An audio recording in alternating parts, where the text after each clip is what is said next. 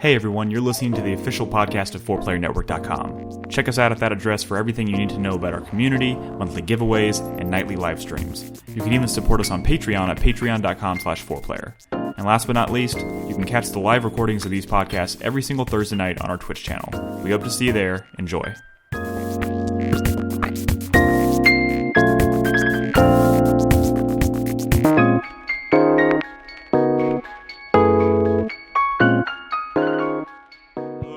Welcome to 4Player Podcast, episode 705. It is December 23rd, 2 days until Christmas. I'm your host this evening, Nicholas Henderson, and I'm joined by Christopher Davis. Hello. Nolan Hedstrom. Merry Christmas, everybody. Crispy. We just did this as like a sync track, and now we're doing it again, so it sounds weird. It does sound it does sound a little weird. We're just playing it. We're being cautious, Crispy. We're just being cautious. And we're also joined, surprise, even to me, we're joined tonight by Carlos. Hello, Carlos. Merry Christmas to everyone. It's a Christmas miracle. Christmas miracle. It is a Christmas miracle to have Carlos here on the call. I was going to say, it turns out we have a lump of coal on the podcast. Carlos came home for Christmas. Oh man, guys, it is I'm excited to be here. We got stuff to talk about. It's 2 days until Christmas. I'll be honest, we don't really have much of a official game plan tonight. Like, we don't really have an outline for the show like we normally do. We're just gonna kind of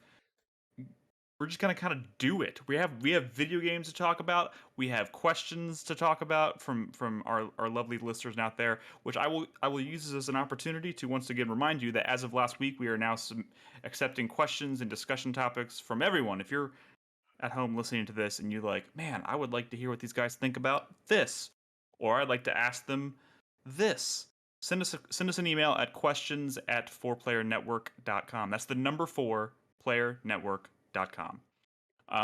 Also, I didn't mention this last week. In your email, would love to hear your name or chat name, maybe generally speaking, where you're from.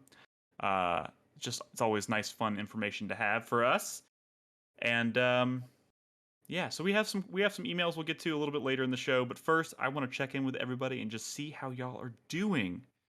A lot of big stuff is happening this week. A lot of cool movies that I know we're not going to talk about tonight because some of us here haven't seen said movies. So don't worry, we're not gonna like spoil the shit out of Spider-Man or The Matrix or anything. But I mean, we can try. We're not gonna do that. That'd be really hard to do, actually, for The Matrix.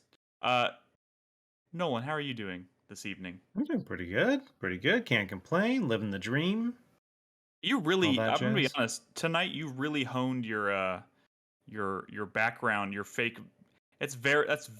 What do you mean fake? This is very real.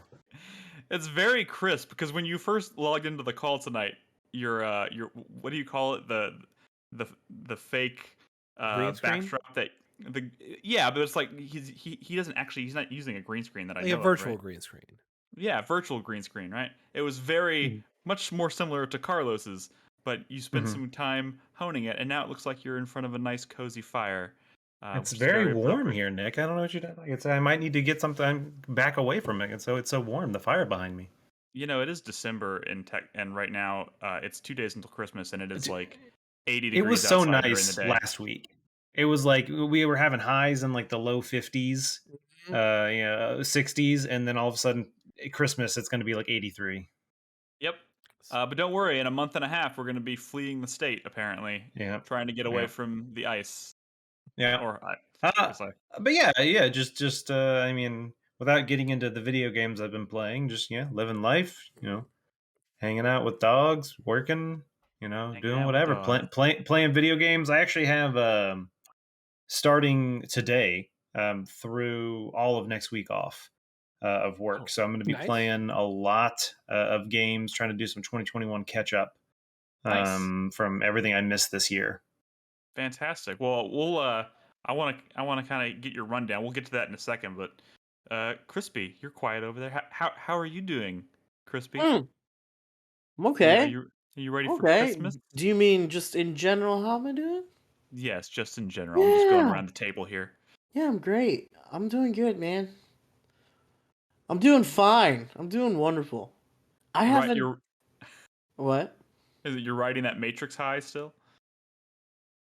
Yeah, man. It's a weird movie, and I love it. And I saw both Matrix and Spider Man, and that's a weird pairing, just because of how those movies shake out. And movies are just fucking weird nowadays, I think. And people who watch movies Mm. are weird. And, and I don't know, man. I got a lot of thoughts, but we don't have to get into it right now. But yeah, I've been playing video games too, I guess. I finished Halo. Did you guys I finish the finished Halo Halo campaign? I this did as morning, well. actually. It Yeah. was okay. It was all right. It was fine. I think I'm shelving it. It Am, it am, it, am I it gonna be the weird one here again? Who's like, this is maybe my favorite Halo campaign I've ever played? Don't you say that I after think every Halo okay. campaign? Well, No, I I didn't. think if we're Definitely say that talking about about five. like the gameplay of this Halo, yeah, I think it's great. The story aspect of the campaign feels like a fucking commercial for whatever the next DLC is gonna be. Which, That's not far off. No. That's yeah, accurate. I don't which know.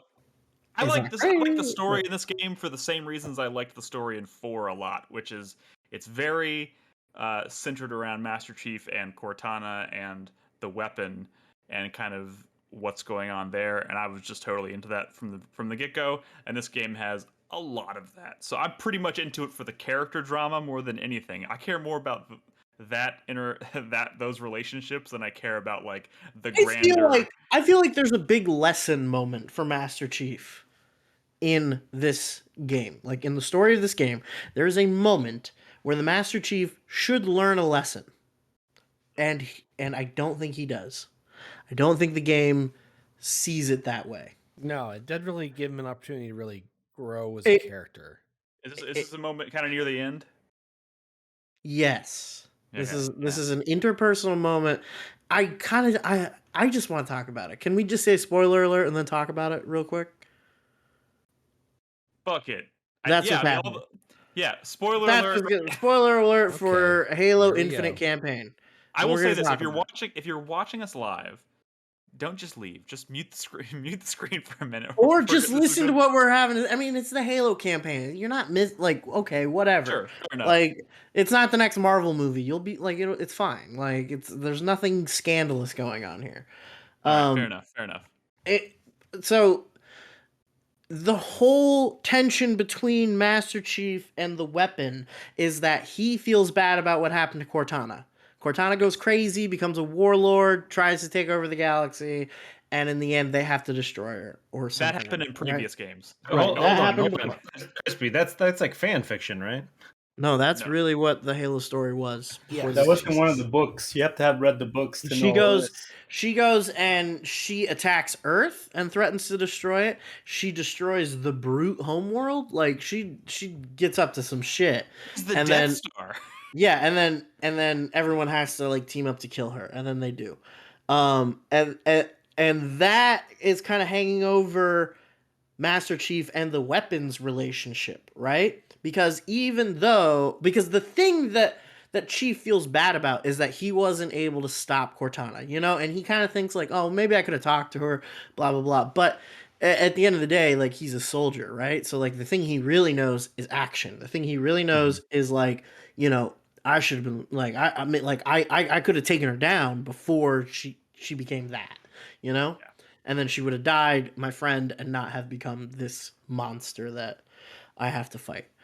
And he has that feeling towards the weapon too, and he has this like distance, this wall that he's built between them emotionally that they're kind of struggling with throughout the whole game because she's completely innocent and she's completely just like she's ignorant of a lot of the world around her and the history before her existence, and she just wants to be Chief's friend, and she's like, hey, we make a pretty good team, right? And she's just kind of like, yeah, yeah, we do, I guess. And Like there is a the way moment. the way the story is told, it's mainly told from the perspective of the weapon because it's in media res in which all these important story events happened like 6 months previous. Yeah. I mean, she does kind of fulfill the role of like she's a surrogate that we can kind of explain things to for the audience's benefit. But I mean, there isn't even a whole lot to explain. I don't really feel like that comes up a whole lot. But my point is, there is a moment later on in the story where um they're kind like Chief is kind of starting to like open up a little bit about like how bad things got with Cortana to the weapon, and she kind of doesn't get the full scope of it yet.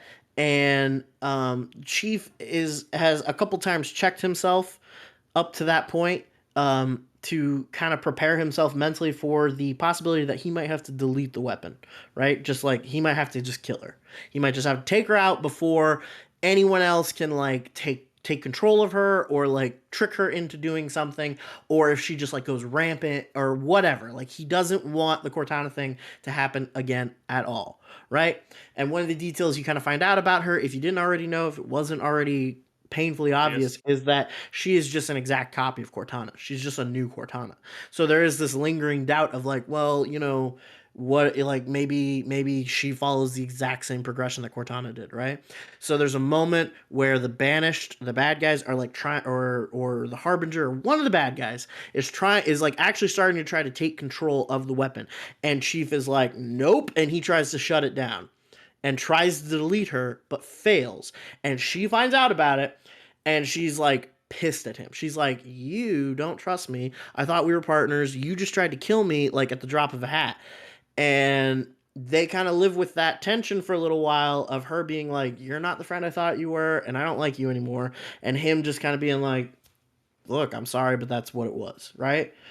And there comes a moment later on where the weapon is kind of brought up to speed on everything that happened with Cortana, and you kind of feel like this should be a moment where she takes a perspective, like she has a little more perspective on like just what's at stake, like how fucking dire everything out here is, and that any one of these people needs to be ready to lay their life down to protect all of the universe, right? And he should have also kind of been like, hey, I should have trusted you. Like, we are partners, and being partners means we need to trust each other.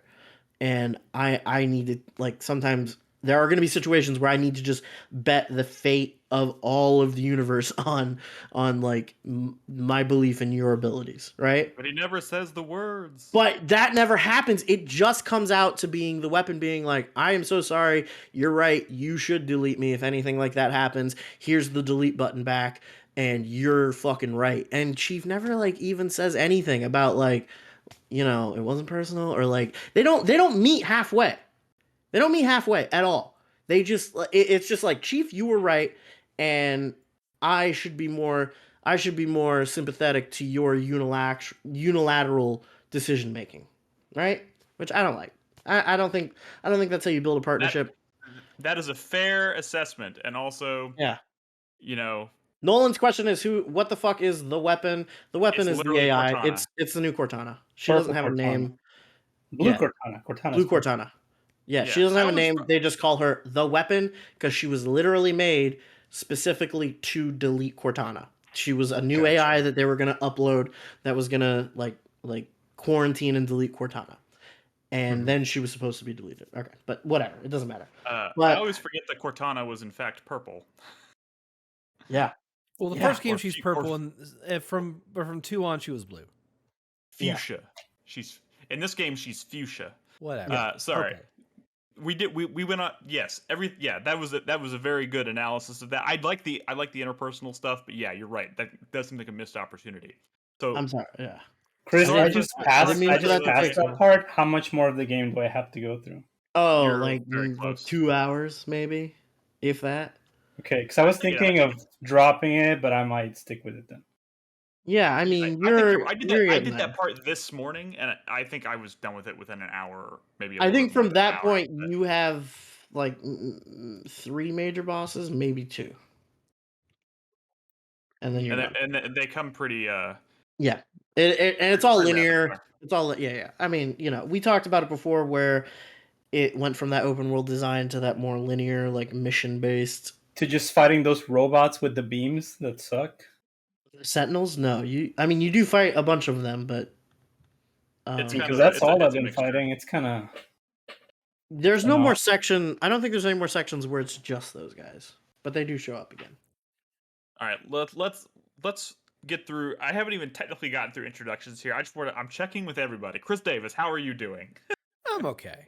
Do you have any rants you would like to also? I mean, I can talk Share about with Halo us? Infinite if you want.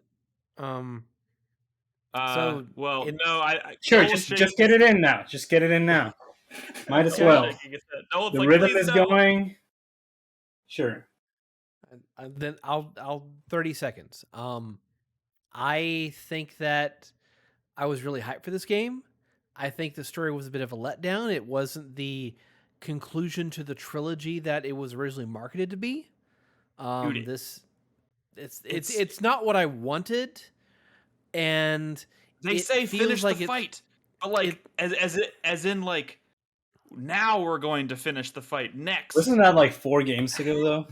Yeah. Yes. yeah, but like Yeah, but it's like Master Chief says, the mission changes. Always does. But all the narrative threads they set up in the previous 2 games don't have any payoff.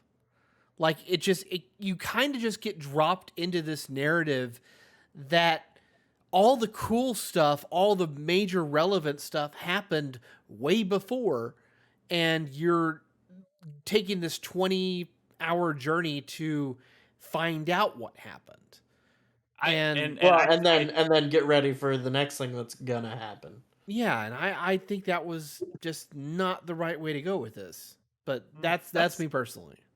That's fair. I think I ended up liking this campaign so much because The gameplay is really fun. I mean, the gameplay is fantastic, and it ultimately ends up just feeling like a very personal journey, which I think I just like. I think I like it more than like the world, like the universe. I mean, the universe is at stake, technically speaking here, but like this is all character driven stuff. But anyways, enough about Halo. We're moving right along. Carlos, we haven't heard from you in like 14 years.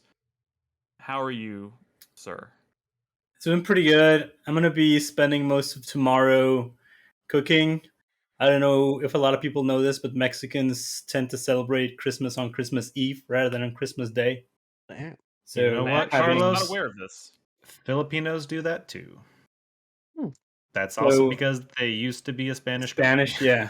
Yeah. So I'm I'm learning gonna so be much spending tomorrow morning prepping some prime rib, and then Damn, dog. have that is with that the what- family. Is that what you took a picture of on Twitter earlier? And we're using that as like your "I want to eat raw meat" conversation. I saw that. Dude, that's not like a lie. Like I've always had this thing for like eating raw meat. The end game Wanting for to me. eat raw meat. You haven't eaten raw meat. You want to eat raw meat. No, I've eaten raw meat all my life. Like ever since I was a kid, I would go into the fridge and like cut off a little piece and just eat it. Can you do that? Yeah, I mean they sell that as a technically. dish. It's like steak tartare or carpaccio. Tartare. Yeah. If it's been prepared properly and it hasn't been exposed and it's kept out of the danger zone, in theory, yes, you could, because if the I can't help bacteria but haven't feel had a like if chance to it's- grow on it. I can't help but feel like if it's sitting in my fridge at that point, it is not properly prepared. You know what I mean? It's more about you don't know where it's been before it got to you. Like there's a lot of things, but it's also like plenty of animals eat raw meat. It's one of those things where if your stomach's not used to it, it might have some issues. But I mean, yeah, you're not gonna. Yeah, maybe it's one of those things where you gotta like build up your tolerance to it or develop some kind of immunity. I'm sure. Like I have. I'm sure there's a large community of people out there who eat raw meat a lot, and I'm sure you can get a lot of information on like Reddit or something for people who do that. And if you want to look into it, I'm sure you can find some info out there. This is fascinating. Carlos is going to be the star. So, of Carlos, Season actually, Raw. a good question. That's actually relevant. So we were actually originally thinking about doing prime rib, but the Filipinos, they like to do like seafood and stuff like that Christmas evening. So we were going to do prime rib for New Year's. Where'd you get your prime rib from? I bought it at HEB, and that's where I got it last year. And last year I got like a really good one with the bone, but this year I went there yesterday or the day before yesterday, and they had almost nothing. Like the whole store's cleaned out. Yeah. Yeah. But you can get them. You can get them at Costco too. Okay. And I followed Joshua Weissman's video. He has a video on prime rib, and it came out really, really good. Nice. I'm familiar with Josh Weissman, not his prime rib video. Is his like I'm just guessing because I haven't seen it. Is that the one where you like cook it in the oven and you turn off your oven and let it sit you in cook there? it. Or? You cook it. No, you cook it in the oven for like 3 or 4 hours at a really low temperature, and then you blast it for like 20 minutes at 500. Gotcha. Dang. So a lot of people recommend like doing it high and then turning off the oven and then letting it sit in there for a long time with the residual heat. The problem is since I have an in-wall oven, it doesn't work because in-wall ovens don't like heat, so they expel the heat from the oven. So the one time I have done that, we did that, and I just literally had to go outside my house and flip the breaker for my oven to prevent it from expelling the heat. But this year I was going to try sous videing it because I do have a sous vide. So I was going to That's try where you that. like put it in like, isn't that like boiling water? The water bath, yeah. You have a device that will maintain the temperature. In this case, I looked it up. It's probably like 132 degrees. So I'll vacuum seal it 132 degrees for like 6 hours, and then put it in the oven for like 40 minutes on pretty high to kind of get that char on the outside. But yeah, I was planning on that. But obviously, I have to get a prime rib. I don't have one yet. Dude, for the high heat part, I'm gonna have to put like a plastic bag and a towel over the smoke detector. Because I've been there before, you know. Nolan, you might try going to Goodstock. It's a butcher shop over by the ballpark. Didn't know that existed, but I will look that up. They have really good cuts there. And I haven't gotten a prime rib from there before, but I've gotten a bunch of steaks, and they were really nice cuts. Just go to Luby's, dude. What the fuck up? Save yourself the work. Damn it, Carlos. Wait, Luby's doesn't exist anymore. Luby's still exists. Like they went does. bankrupt, but there's still a couple locations that are still. There's like 4 locations left. The one on Slaughter, like in the world. Yeah, is this the good stock you're talking about? Does it have a sub name to it? It's like a Nolan Ryan thing. Yeah, Good Stock by Nolan Ryan. Yeah, that's it. All right.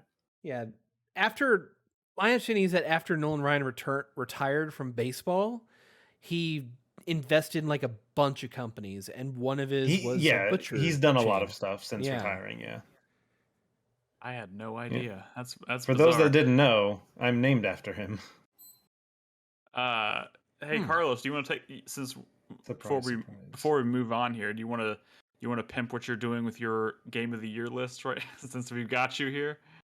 Okay, yeah, sure thing. 2 things. So this year I'm crowdsourcing my top 10 list.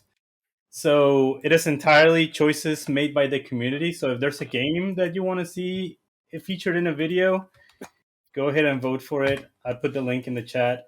And then tomorrow also, I've been thinking since I'm going to be at home watching The Oven for a while, I might be streaming while I'm doing that. So if you have nothing else to do, tune in tomorrow morning. What are you thinking about streaming? Probably point the webcam at The Oven. Oh, well. I mean, that would be an IRL stream or a cooking stream, so technically speaking, you can get away with it. Yeah, about that though. Hey, you know what's funny about the crowdsourcing the top 10 thing? Doesn't that at that point doesn't that just kind of mean that Carlos is handling the community top 10 and he's the one? It's just going through him, sort of. I mean, it's my list. But what is that? What? I don't. It means that whatever we pick as his top game, he's gonna have to tell people that was his favorite game this year forever. Yeah, he's gonna have to pitch it to us. The undercurrent here though is that like the way the list is actually put together, it's a community top 10, but he has to deliver it as though it was actually his favorite. So we know it's the community's top 10. Deliver it as it. Nick, you're not hearing me, man. He doesn't have to deliver it as if it's his favorite. It has to become his favorite. Oh. It's my top 10. You're putting way too much thought into it. It's my top 10 list. Well, I mean, I want it now. Like most things that Carlos does, it takes a few attempts to like really wrap my head around it. So, by the way, gentlemen, I look forward to your list. Have you put your votes in there, Nick? You're not. You're welcome to participate as well. Oh, I'm doing my own list. But I don't want by that the to way, contribute to yours. gentlemen, if you would do me a favor, would you please open your Steams right now? Oh no, I just saw this come through. We got Christmas gifts, I think, from Carlos, or not from Chris Davis. Oh my God, Chris Davis, thank you. I actually wanted this game. I almost bought this last night. He got you. Chris Davis just gifted me Road 96, which is on my list of games that I kind of wanted to try before the end of the year. It That's is a very very good video game. Oh, I saw it earlier. You're the one that sent me Chroma Squad, huh? Yes. How Chroma did you Squad's not a good own that game already? I don't know. I played it when my account was still hooked up to Nolan and Brad's, and one of them had it. Oh, okay. But yeah, Damn that good game video is game. dope. I mean, yeah, there's a couple games that like I played a lot of that I don't own that are surprising. Like I don't own Return of the Obra Dinn because I played that off of like Carlos's account. See, Steam Yeah, sharing also- is like it's a beautiful thing. You know, It's a it's beautiful it's thing. all about the Christmas spirit. You share. Did Nolan get something as well? Yeah, Yes. my fear is I already own this, Wait, just you not can- on Steam. Just Oh. BT dubs. You can gift people things they Can you pay it forward? Just double What's dip. the game? yeah. You can And add to your I inventory think and give it away. Get your trading Okay. cards. Get your achievements. Yeah. What's the game? Yeah, What's the game? I think I have. Oh, sorry. It's Valhalla Cyberpunk Bartender Action. Oh, gotcha. Yeah. Whatever it's called. What were those style games called? Valhalla. A Visual novel? Visual novel. Visual. Thank you. I think I have it on like Epic Game Store or something else like that. It's guys- Chris Davis's game of the decade. You No, I guys know. are I all know. like, Everybody really likes that one, and it's something that's definitely been on my to-do list for a long time. I just haven't gotten around to it. And look the at you sequel's guys due out- all fucking playing it cool, pretending like you don't know what visual novels are. I just always forget the name. Like I What are don't. they called? Virtual I- visual. Oh yes, I don't visual play enough novels. of Yes, them. I've heard of those. Carlos, would Right you now, like I'm to just open Sure your you Steam? don't. I own it on. Did Carlos get something as well? No. Maybe. Oh shit. He Oh, says- yes, you did. If- I had if to Carlos purchase doesn't- that fucking video game, so yeah, yes, you did. Oh Well- no.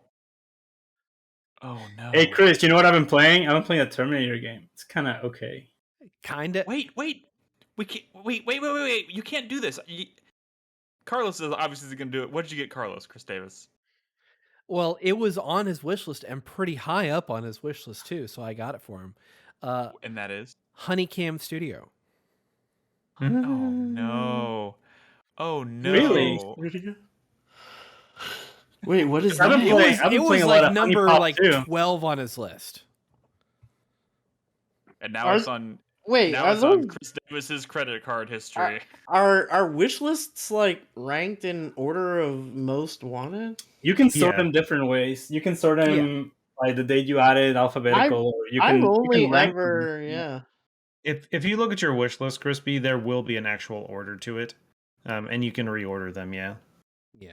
Gamerbeck is correct. He says just by the name, I'm assuming it's NSFW. So. Damn! Okay, I have an idea for my stream tomorrow. I'm gonna have the community or whoever is watching help me go through my wish list and clean it out because I have 801 games on my wish Good list. lord. Jesus fucking Christ. Holy shit! How many games do know you what own? even a tenth of those are? I mean, I'm sure somehow I do. Carlos I- just adds everything that he sees in the store to his wish list. Carlos, how That's- many games do you own at the moment? How many games do I own on Steam? Yeah. 947.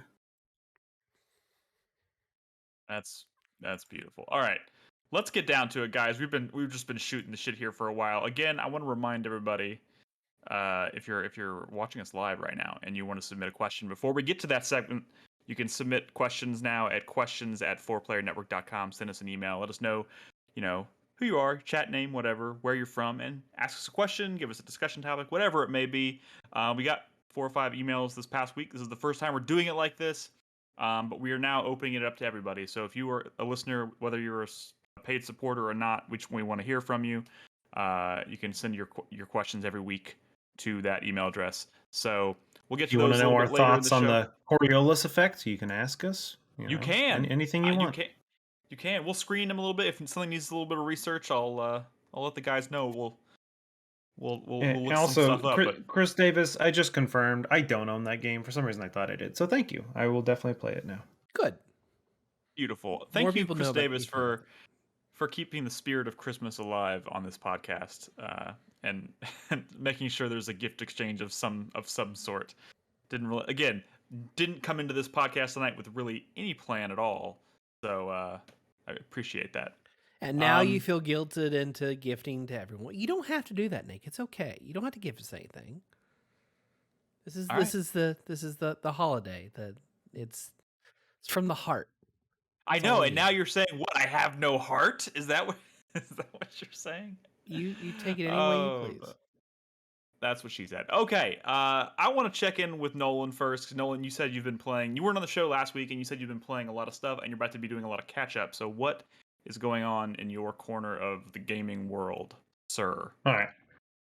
Since the last time I was on the show, played quite a few things. I've platinumed Metal Gear Solid 3 and Metal Gear Solid 4. Wow. Metal Gear Solid 4 was a bitch and a half. What are you playing them on? PS3. PS3. My PS3 still works fine, and I've been using it. It's definitely a little bit slower than a PS4 or PS5, but it works. So yeah, I got in a Metal Gear mood, and so I wanted to do it. I did not go on to Ground Zeroes and 5, mainly because I wanted to do some other stuff. One of those things being Bernadette and I have been playing like kind of co-op games, couch co-op stuff. We did Sackboy's Big Adventure. Obviously, we did like It Takes Two earlier this year. But then the next thing we moved on to was a Stardew Valley multiplayer co-op farm. So we've been doing that. First time revisiting Stardew Valley. There's been a lot of updates since the last time I played. I didn't even realize there was a big update earlier this year, which added like a whole lot of post game content, like new places you can go, lots of new stuff to do. So eventually going to be getting to that. But as of right now, I think we're on year one. I think we're about to hit fall of year one in the game. But in addition to that, I've also been playing some 2021 games. Loop Hero. I finally kind of got back into that. I've been playing that a decent amount. Really good game. I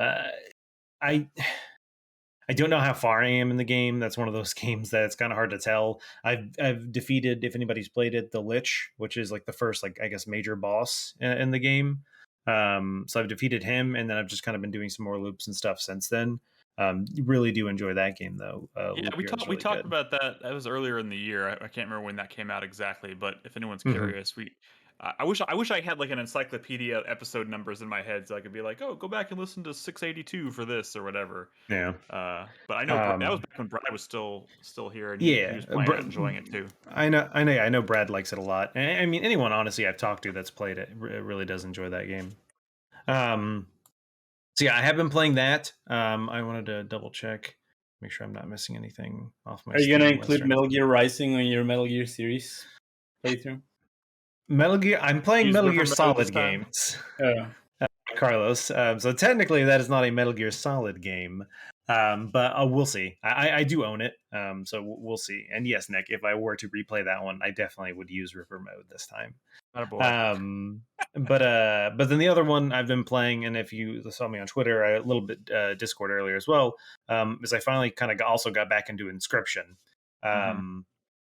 I guess I got to the I got to the everything that everyone's like, oh, you got to just keep playing the game. Have you beat Act 1 yet? And my response is always, I don't know what that means. And everyone was always like, oh, you'll know. And so that's how I definitely know now. I finished Act 1. That game's interesting. I'm not going to get into spoilers, obviously, because I understand why people don't want to kind of spoil what happens. Did you get any really broken cards?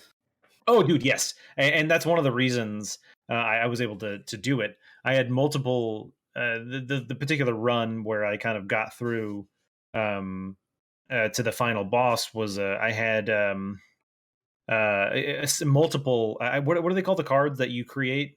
Oh, They have a I don't know. term for them. I forgot what they're actually called, but It's like the bunnies. the death cards. Death cards, thank you. Yeah. The death cards. I had multiple of those. And thank you, King Carey, for also bringing it up in chat. One of them was 7 damage, 7 health. It had dive, and it cost 0 to place it. So that's a pretty useful card. And then I had another one that had 2 attack, 8 defense. It had, I forget the ability that's called, where it will move around to whoever's attacking. And that only costs like 2 bones. And then I had one more that had, it was a 1 blood cost. It had like death or whatever on it. So one hit would kill them. And it had 3 attacks and the tri direction. I had all 3 of those when I finished that run. But I forgot at what point in the game I got this card. But I got a death card that was essentially it was free to play. It did like 2 damage, and it had like the split tri attack or whatever. And then the other sigil was the one that when it dies, it gets put back in your hand. So Nice. it could never, once it was in my hand, it could never leave my hand. I could just keep playing it over and over and over again. Something about this game, and as someone who doesn't play a lot of card games, it's still kind of easy to tell that like it's so kind of broken in some, like not broken, maybe broken's not the right term, but like imbalanced, but like it's almost intentional. Yes. Like So any game of this style, think even like Monster Train, you are going to get broken runs.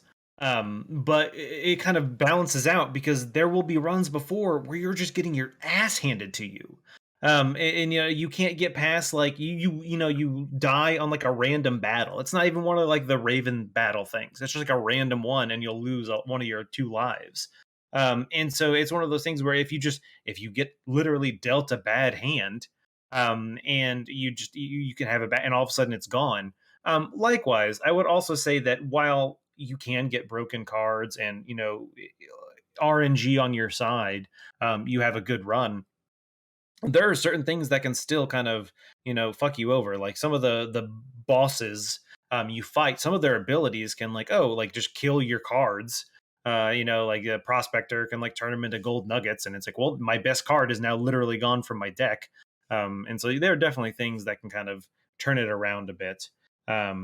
But yeah, there's some. I think it's one of those things where I probably could have done it without some of those good cards, but it's just one of those things where having to, particularly having a good run, drawing some good cards, getting some good RNG really helped me out, which is honestly a lot of how those games work. And I think it's also a situation where it can be disheartening when you keep losing, but losing multiple times is what gives you those better cards, is what unlocks those certain things that kind of helps you out next time. Right. And so it's one thing you shouldn't be discouraged. I mean, I died many times before I beat Act 1. I mean, it's still a game about strategy. You still have to kind of know, like for sure. for the longest time I was just like, it's collect as many cards in my hand as I possibly can, and then I forgot who I talked to, someone in maybe one of y'all, but and it dawned on me that like, no, that's not the way to go. It's about having a smaller hand and making sure the cards that are in your hand are. You mean hand or deck? Having a smaller deck. Hand. I think, yeah, I was trying to get as many cards into my hand as humanly possible. Gotcha. And there are decisions that need to be made in a smart way, even though like some of those decisions lead to like having incredibly overpowered cards, but that's part of the experience.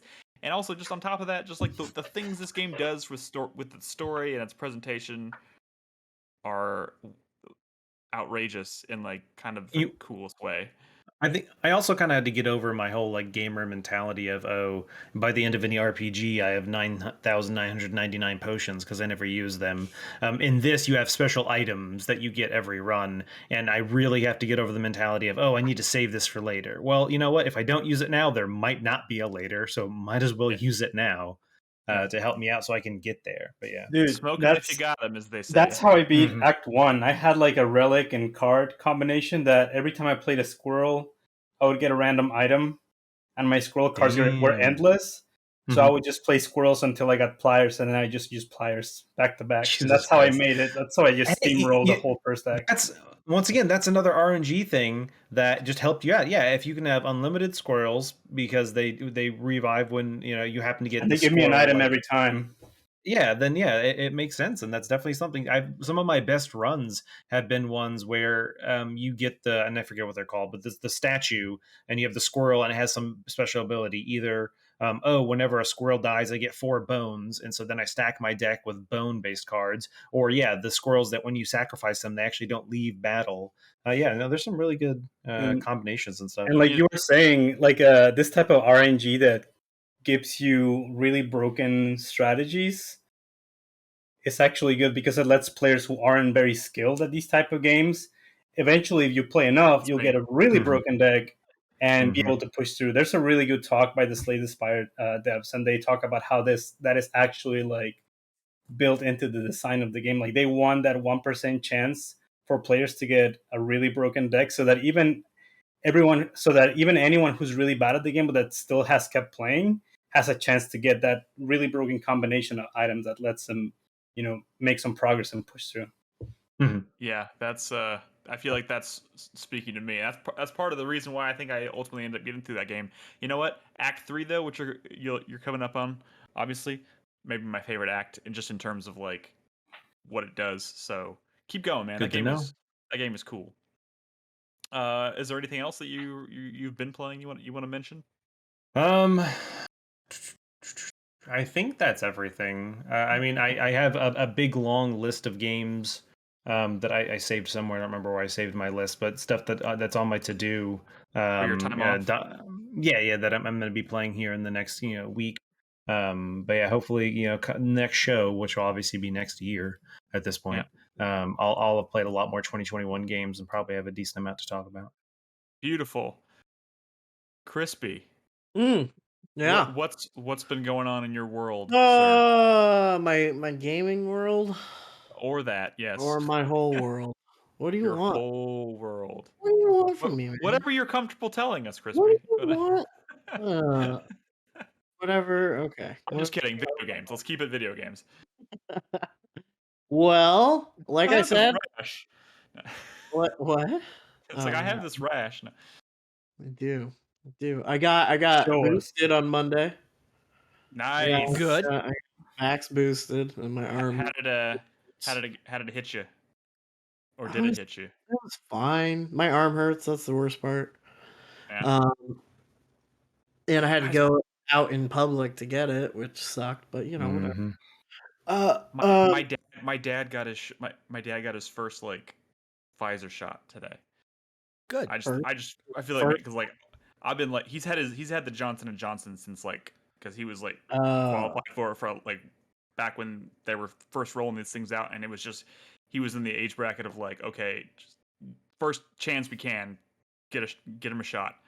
But obviously we've been trying to convince him to get a Pfizer or Moderna shot, and it finally happened. I'm so happy. I just wanted to mention that. There you go. Such a relief. There you go. Congratulations. Thank you. Yeah, other than that, video game wise, like I said, I was playing Halo. Finished that. Pretty cool. Whatever. Pretty cool. I've been playing Final Fantasy 14 Endwalker. And it's hitting so hard. Still not done, but I'm close. And it is fucking wild. It is wild, you guys. Can't even begin to quantify it for you, though. And let's see. I don't know. I was interested in playing that new Five Nights at Freddy's that came out. Oh, it's good, right? I haven't played it. Walk around. Oh yeah. I haven't played it, but I've been watching a Let's Play of it. Which seems and the bear is like a good guy or something in this. The bear, yeah, okay. So Freddy is like your only ally in this whole thing, and you're like a little kid who's trapped in this giant.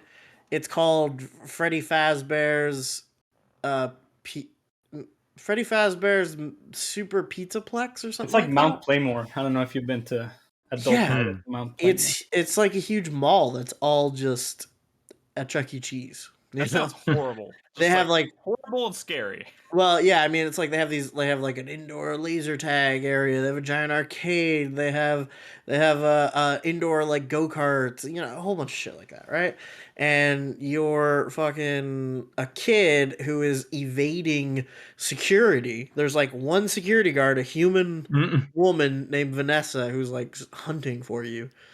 And all the robots, like all the animatronic characters obviously are like chasing you and like hunting you, but then there's also an army of like new little like drone robots you got to worry about, and Freddy's the only one that's helping you. And I have no idea what's going on or why, but it's like uh Freddy has like a cavity. He has like this chest space that you can get inside of. So when he's with you, you can like crawl inside of him and then control him. And then like, none of the security systems react to Freddy because he's supposed to be there. And you're just kind of like going around trying to figure out all these different ways. Like I don't know, the mission structure's pretty free form, but it's always like, you need to go to the kitchen so that you can get to the loading dock to find an exit that way.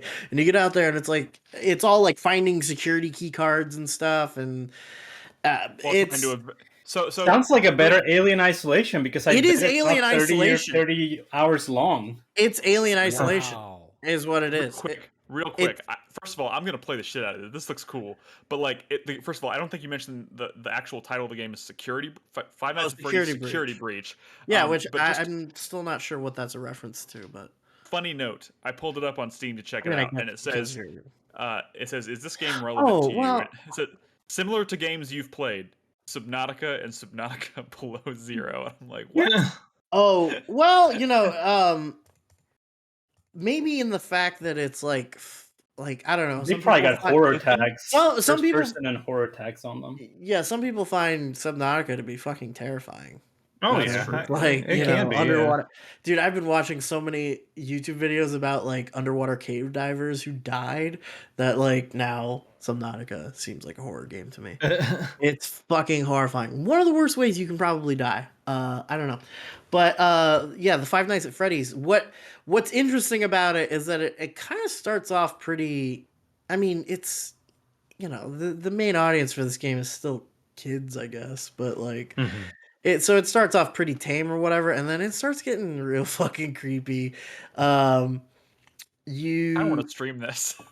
So the whole like the whole like setup of, but the whole right? series has been like that since the beginning, right? Like there's this like really sinister like super backstory and lore to it or something. Yeah, like really gross, really really horrible, really like horrifying, and really convoluted as well. Super convoluted. I tried to like catch up on all the lore of first of all, just I mean, it's such a frustrating experience trying to research Five Nights at Freddy's lore, because the only people who are like putting stuff out about it are like the fucking 14-year-olds who play it, right? And they, I mean, you're going, it's my fault, it's like I'm stepping in an anthill and getting bit by ants. Like I can't be mad at the ants, right? but you're dealing with lore from like lore people, and like they're like these people who just have no scope or view of media other than like the specific puzzle with a specific answer, and we have to figure out what that answer is. And there are times when these games are being written that like you kind of feel like, maybe something a little more esoteric's going on here, but like that is not acceptable at all. And those moments are few and far between. And the lore people have a specific answer for everything, and everything means something, and it's just really exhausting. You know what I mean? Does this sounds like Silent Hill fans, honestly. Does this?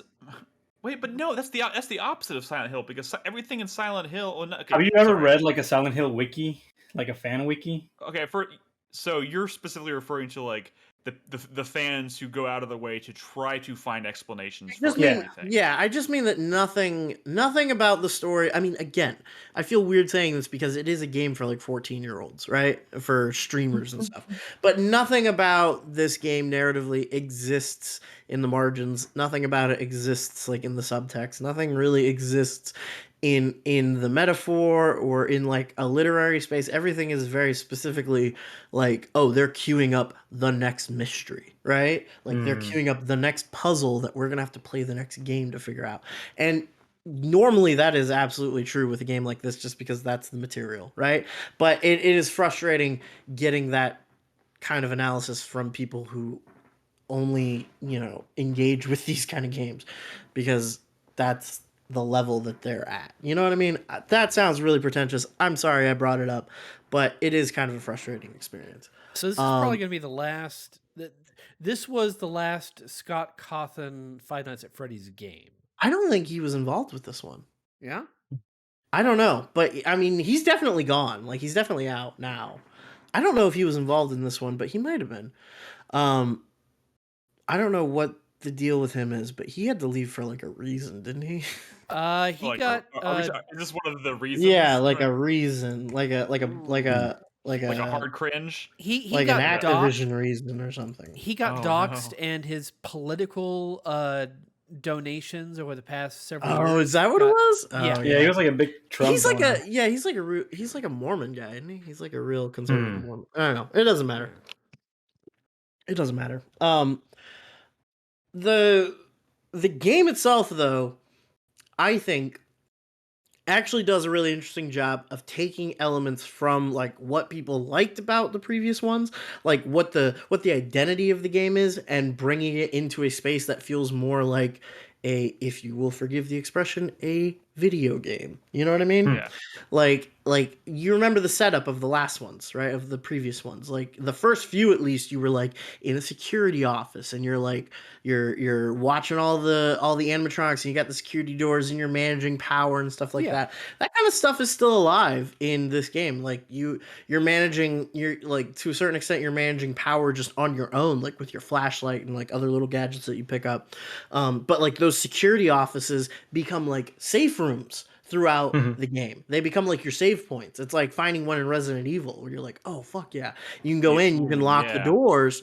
Yeah, you can lock the doors, you can recharge your flashlight, you can hit a save point on the wall, and like the doors will even have that like system where it's like they have power that's keeping them closed, and if animatronic is chasing you and like pounding on the door, you have to like hit a button to shock it to like make it go away so that the door doesn't lose power. You know what I mean? Like these kind of like convoluted systems.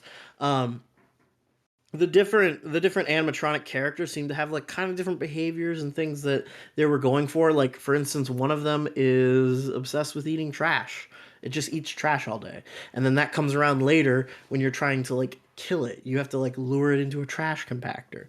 Especially like pizza flavored trash, because it's a pizza joint. I don't know. Sure. It's fucking weird. But the big, I guess, like new addition is that like the game has other enemies besides just the main animatronic cast. You know, this place that you're in has an entirely like automated workforce, and it's like getting caught by one of them isn't like getting caught by one of the main characters, but it's like they all do different functions, and some of them will put up security alerts, some of them are just like ticket counters, some of them like crawl through vents after you. It's fucking weird, and it's creepy, and there are certain areas of the game that have their own like kind of shtick. Like you're really only gonna have to deal with this here in this level, but it makes for like a really like tense experience. Like there's one area that is filled with like the endoskeletons of the animatronics. Oh no. And yeah, and they will come after you. They will constantly try to come after you, but they can only move when you're not looking at them. They do the whole like that The whole like condemned Angels. thing. yeah, the SCP, the Silent Angels thing, where like they can only come at you when you're not looking at them, but they can like move through doors, they can like do anything, and then as soon as they like move into your line of sight, they stop moving, right? So like later on in that section, you're like turning around and looking, and there's like two sets of eyes looking at you, and you have to like run over and touch something, and you look back, and there's like five sets of eyes looking at you, and you can hear them moving the whole time. It's fucking terrifying. And doing things in this game, like interacting with objects, take a long time. So every time you go to like pick something up, or you go to like, even just hit the save point on the wall, it's like, this is gonna get me killed. Like, Yeah. it's fucking terrifying. What was the name of that horror game we played years ago that had the weeping angel kind of mannequin? Oh, in that Starts was with a K. SCP. No. No, You were in no. a castle and like the rooms move around, right? Yeah, you went into rooms to find pieces Oh. of the map, and when you put them Yeah, on yeah, this yeah. miniature, Because you can hear the dude moving behind you because it sounds like wood on wood. Mm-hmm. yeah, It starts I know with what a you're talking K. about. It starts A with a lot of K. I've a been lot thinking of about games. that. There's a lot of horror games that have kind of played around with similar ideas. The earliest one that I always think of is the mannequins in, which is not the exact same thing, but the mannequins in Condemned 1, I want to say, Oh where yeah. they keep moving closer to you. Like they don't actually like harm you, but they use them as a tool to like freak you the fuck out because they keep like showing up and disappearing. And like you could like Mhm. turn your head in like in an instant and then turn it back, and they're like in completely different positions or Yeah. gone. Like the moment they're outside of your visual range, Right. they like completely rearrange themselves in the room. Like so that shit is really cool. This sounds really awesome to me because I've always liked the idea of I Five think Nights you at would like Freddy's. it, Nick. No, I think I'm sure this I would would be a like good it. entry moment. And like the weird thing, I don't know. Again, I haven't gotten all the way through, but like there's a bit of a. I don't know if I'm overthinking this, but there is a bit of a like to do about the new main villain that you're kind of going up against in this game, where like I said, there's a security guard, right, named Vanessa, who's like Yeah. hunting you. I mean, she's hunting you. She's like, "Where are you, kid? Like, I need to. You got to get out of here." You know. Is this like being trapped in a mall at night or Yes, something? yes, that's Okay. exactly what it is. But a mall that like everything is trying to kill you. Yeah. So like a mall. Yeah, like a mall. And there is another character that is a woman in a stitched together bunny costume named Vanny, who is also trying to find you and is much more sinister about it and is trying to kill you. And it's so obvious that like they're the same person, but it's like too obvious, you know? Mm. Yeah. You know what I mean? It's like I don't know where that goes. I don't know Maybe it if goes somewhere interesting. yeah, I Then. don't know if they have an interesting resolution for that or if this is just, you know, a game for 8-year-olds and I'm overthinking it. But I don't know, man. Like this is I think I- this is the first time I've looked at a Five Nights at Freddy's game and been like, "Oh, that's worth playing." You know, Yeah. so yeah, I don't know. I had the It's pretty same wild. vibe from it. Like Awesome. it's pretty wild. Awesome. Okay, let's Chris Davis. yes, You have a Hi. game or two. yeah, What's sorry, I didn't mean to catch you in the middle of a yawn there. It's okay. What's going on? So this past week, a game finally entered early access has been in development for a number of years. That Carlos had his eye on for a while, and after seeing some footage, I wanted to play it. So, yeah, it's called Ready or Not. Ah, Got yes, footage yes. here. AKA SWAT 5, baby. It's happening. I'll be right back. No, quit. God damn it, Carlos. The audio there is probably fucked up. He's gone to get his physical copy, signed physical copy of SWAT 4. That's probably what's happening. Oh, that's right. This is a spiritual successor to the SWAT franchise, done by just a fan group that decided that they didn't like what happened with Rainbow Six Siege. So they've been working on this game for a while. I think Wait like a second. 5-6 years. Did we play a version of this game when it was like super? Wasn't there an indie game that was? No, that's due process. Yeah, it's we due played Due Process is Process. what you're thinking Okay. of. Yeah. Yeah, I was like, holy shit! I thought we were looking at Due Process. Okay, No, sorry. Due Continue. Process. Its final art style is basically Virtual Cop. Okay, yeah. Yeah. No, this So, is Ready or a Not.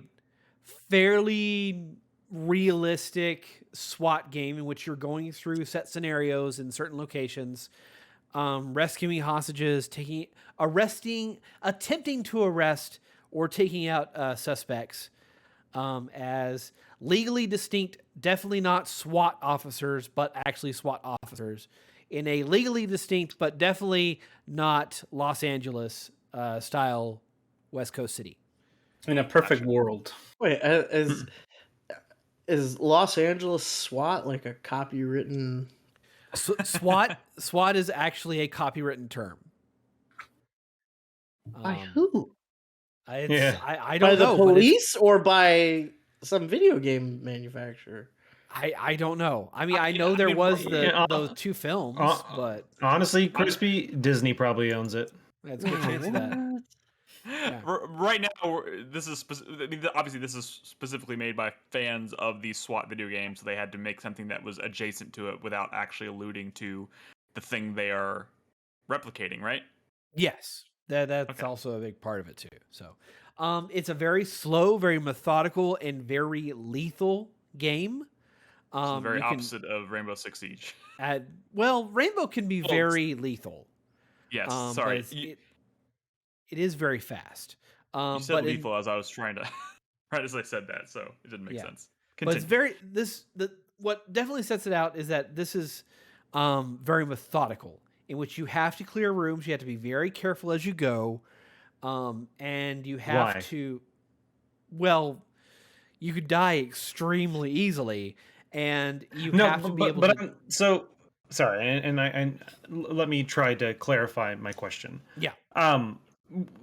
So it's just non-player characters are behind walls and they're going to shoot you, and you have to be careful about, like, see, if watching the footage right now, it seems like there might be a non-hostile person that you're interacting with at the moment. Yeah, Is that what you're referring to? Mm-hmm. Yeah, you rescue hostages, but also you have to be able to identify and determine whether a suspect is a hostage or if they're an actual, gunman or terrorist or whatever they are. And at this point in the game's development, it can be kind of tough because a lot of the time the gunman will be This is actually early armed, access. but very often you will find suspects and civilians wearing the same kinds of clothing. Like they'll be wearing like vests and shirts and things like that. I even saw like a civilian wearing a fucking balaclava once. And you think that would be a bad guy, but they're not. And you have to. It's all about communication too. So you're working with, right? So this is multiplayer, right? You're playing with other people and you're communicating the entire Well, time. it's just both. So there is a single player component. You can play through everything with a two pairs of AI squad mates that you can order around. And it's kind of like that old style classic Rainbow Six or SWAT, in which you point at a door and you've got context sensitive reactions in a menu where you say, open, flash, and clear on Zulu, or Right. you go to this door and queue up for this command and you execute. Yeah. And it works pretty well. I think the AI works generally pretty decently for your co-op companions. Real quick, it sounded like you kind of alluded to the fact that this is an early access. Is that accurate? Yeah. It's an early access as of last Wednesday. Oh, okay. Gotcha. Yeah. Like I said, this has been in development for a long time. It's probably not going to be done for at least another year. The early access launched with, I believe, 5 or 6 levels. And each of those levels, the geometry doesn't change. So it'll always be the same room, same doors, same everything. But there's variations on the actions that are going on. So the lowest tier difficulty are just like barricaded suspects. There might be hostages, there might not be, but there's always going to be some gunmen on the site. But there's other objectives that you can do that increase in difficulty, like a active shooter. The difference between a barricaded suspect and an active shooter is that an active shooter is going to target civilians. So you have to rush in and take them out as soon as possible. So there's a time element to that. You want to move quickly to reduce the number of casualties and that kind of thing. But the flip side of this, and again, there's other objectives like there's bomb disposal and things like that. But the other thing you have to think about is that you are playing as an officer of the law. So the game penalizes you in your final score if you used unauthorized or excessive force. So That's not very realistic. I know, yeah. I was waiting for it. So when you bust into Are you sure room, you just aren't put on unpaid or paid leave? This is not a simulation. Administrative leave. Yeah. But Yeah. this is an ideal scenario. I'm not saying whatever. Anyway, Right. so like when It's you a bust little into a short, yeah. room, if there are gunmen there, you have to tell them to relinquish their weapons and surrender. And if It's they not open just kick fire the on gun you door and or they start firing. refuse, then you can open fire. Right. But if you just go ahead and go guns blazing, the game will penalize you in your final score. Mm-hmm. Which is good. When and that like watching this is kind of I never played SWAT, but I was pretty into as strange as it sounds to say this now, Rainbow Six on the N64. I played a lot of that game. Oh, the OG. Okay. Yeah, the original. But like that was very slow and methodical and like planning out missions before you go into it and then trying to get through as quiet as possible. And this seems to harken back to that. So I don't know. This for an early access game, I think this looks pretty good as it is. So I'm excited to kind of see how it develops from here, but I like the premise a lot. You know what's really cool about SWAT 4, and in case you're interested of ever picking it up, is that each stage was really different, and they all kind of told this little self-contained story. Some of them did a better job of it than others, but that's how they all were, like little self-contained stories. And even, for example, there's one mission that you have to take out some guys at a nightclub or something. Like a drug deal went wrong, and they barricaded themselves in the nightclub. And for every mission up until that point, you've had access to like a blueprint of the building that you're about to go into. But the premise of that particular mission is that you were called to the scene like really quickly. So the map that you're given is like a sketch that someone made on a napkin, and that's what you have to base your like planning actions around. It does a lot of stuff like that, and it's a really good. Pretty cool. Yeah. That's pretty cool. And they're kind of I really think they're working on that for this game. So I've only beaten 2 of the missions on the barricaded suspects difficulty setting. And there's there's 5 or 6, and then they're teasing two other levels that are being in testing right now. But the hotel mission, which is the one I'm playing through, has a narrative beginning and aspect to it. And there's a extra objective on top of what you normally do for this difficulty to rescue a HVT. What's a high value target? Huh. Yeah, high value target. I just played Halo Infinite. I don't know why I hesitated at HVT. Yeah. I really want to compliment this game on its sound design. It's fucking great. It is loud. It is very raw and just kind of makes So you you go, say it's wow. loud. You say it's loud, but I'm assuming that's in moments where you're like breaching doors or firing your gun. But like when you're not doing those things, when you're just creeping through a hall with your team trying to make decisions, is it quiet? Because I mean, it can be quiet. It can be. But is there music in the background, or is it? Because I no, like the there's idea of very little music. The music's only in like the loading screens, and I think like on Yeah. the title screen. But like, there's really nothing in mission. Well, I take that back. So when the action pops off, there is an action music that plays. I don't think it's particularly good. But really, in the moment, like you have no time to focus on the music because you got to take out the target or you're gonna fucking die real quick. I'm more just alluding to I like the methodical the methodical pacing where it's like in between bouts of action. I like the quiet. I like the here's me and my team quietly making our way through hallways, quietly clearing rooms until we find a target or or find an objective. I like the ambient sound in between those crazy moments. Would you say it has that? You can definitely feel what the environments are based on, just listening to them. Like a under construction hotel does sound like a building that is still being constructed. There's a level where you go into a crack house in the middle of a neighborhood. Okay, so that'd probably be pretty loud. Yeah, no, there seems to be a balanced variety of set sound designs here. Gotcha. But again, the sounds of the weapons and explosions and just like the ambient like just noisescape is so fucking good. It like there are points to where it almost feels like you need to put a horror tag on this game because you'll hear gunfire coming from another room and it will just make you fucking jump. Like it is so I'm into that. It's so piercing. I like it. I like it. Yeah, it's worth it. Green Sonji was asking if there was PvP. As far as I can tell right now, there is no PvP. It's pure co-op at the moment. I wouldn't discount the possibility. I mean, it's early access. Anything could happen. It might not be what they're focusing on now, but it also could be something they decide to add once they get to 1.0 or whatever. But which might be a little bit of a hurdle, because evidently a couple days ago the developers dropped their publisher, and I don't know the full details behind it, but evidently there was something about like the publisher promoting a level set in a school. Oh, yeah. I did hear something about this. Gotcha.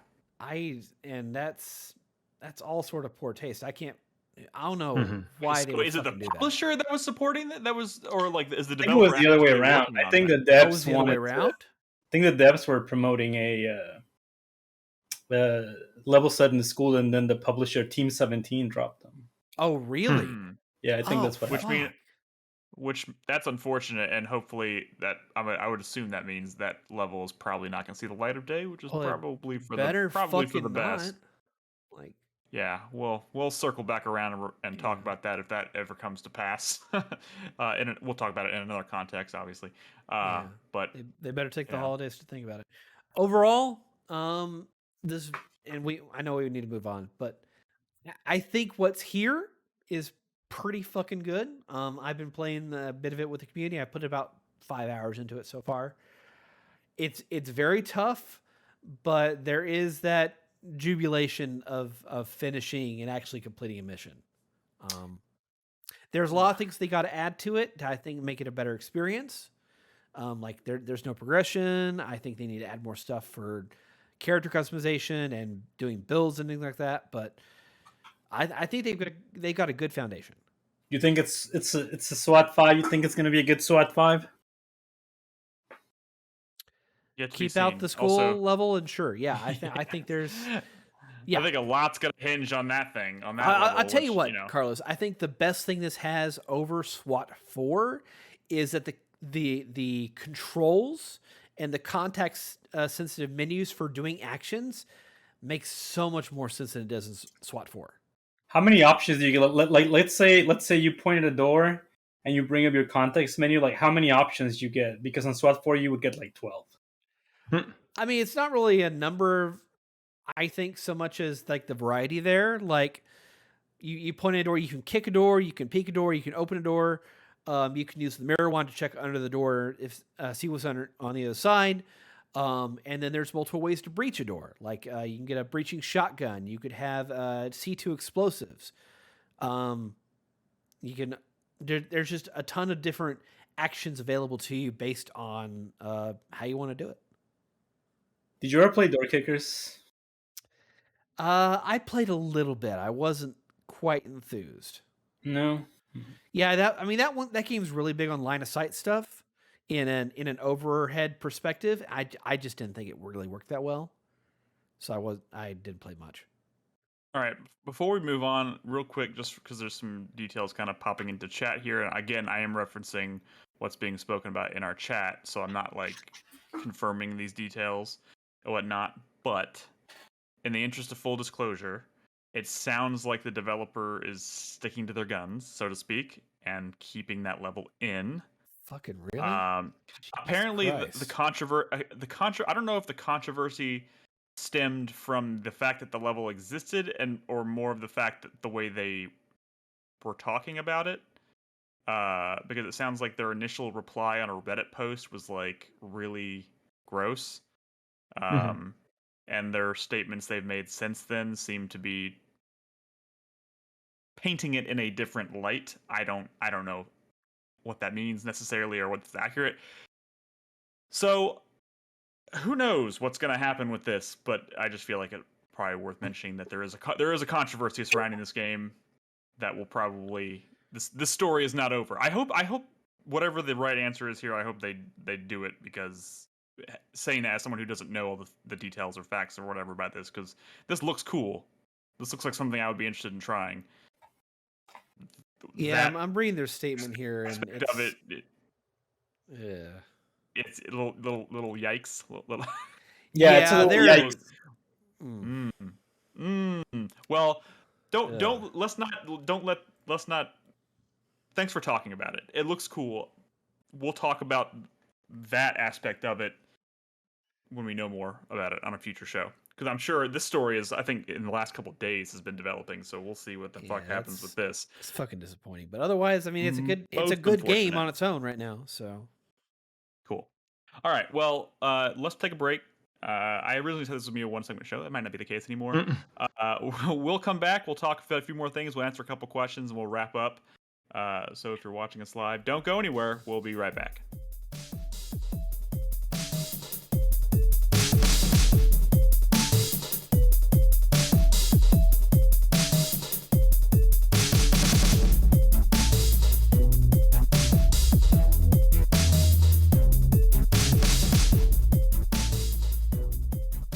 Hello, and welcome to Brad's Weekly Update. Christmas is soon. I'm here with Henry, the Big H, and this is what we're going to do today. Henry is going to get to reach into his stocking without looking and pick out one treat. And we'll try it in the video, okay? Okay? You can look, just, don't look when you're reaching in. But first, and I guess I should try this because I did get it for these videos. I still haven't eaten this damn Elf cereal. So I'm just going to bust it open and eat it dry because, we kind of need cereal anyways.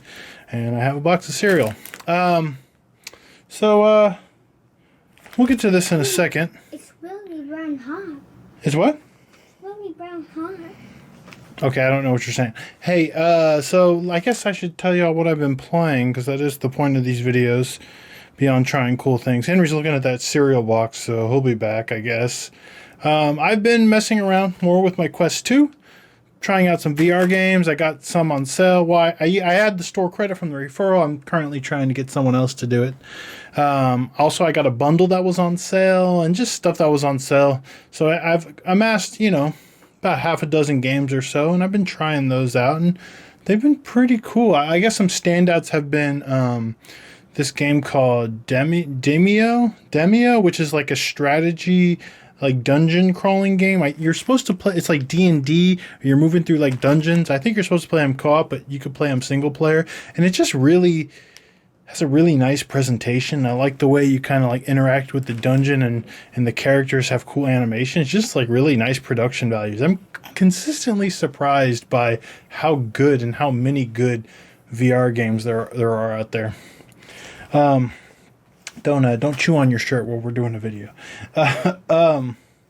Also, this game called Eye of the Temple I picked up, which is sort of like you need like a whole living room or whatever to be able to like play this game because you're doing like sort of like platforming in like a temple. You're not jumping around, but you're stepping on moving platforms and you're using a whip and you're solving puzzles, and it's kind of like non-linear. Like, you go to various points in like an area to kind of go back to a central point and unlock like a big door, and it's pretty cool. I feel like a Tomb Raider.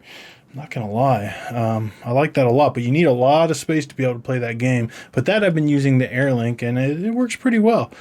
So yeah, I'm just sort of overwhelmed by all these cool VR games because when you don't have a VR headset, you just sort of tune all that out. And then as soon as you get one, it's like, oh, you got like a flood of cool games, and they're all kind of expensive. But luckily I've been able to find some sales and some bundles and stuff, and it's been pretty cool. I got a mini golf game. The mini golf game is like surprisingly awesome. I don't even know what it's called, but it's mini golf. Anyways, that's it. Other stuff too. Started playing Loop Hero again because it came out on Switch, and that game's cool. You want to try this, buddy? What were you saying about this cereal box? That's hot. Oh, it's hot. That's the clausometer. The clausometer's filling up. He says it's hot. We'll try the cereal, but first we're going to do something cooler. Dad's going to try the cereal. Oh, You want the cereal? Henry, this is your stocking. Your Christmas stocking. You get to reach in here, pick out one thing, and then we'll try it on the video, okay? Ready? All right, reach in there. Don't look.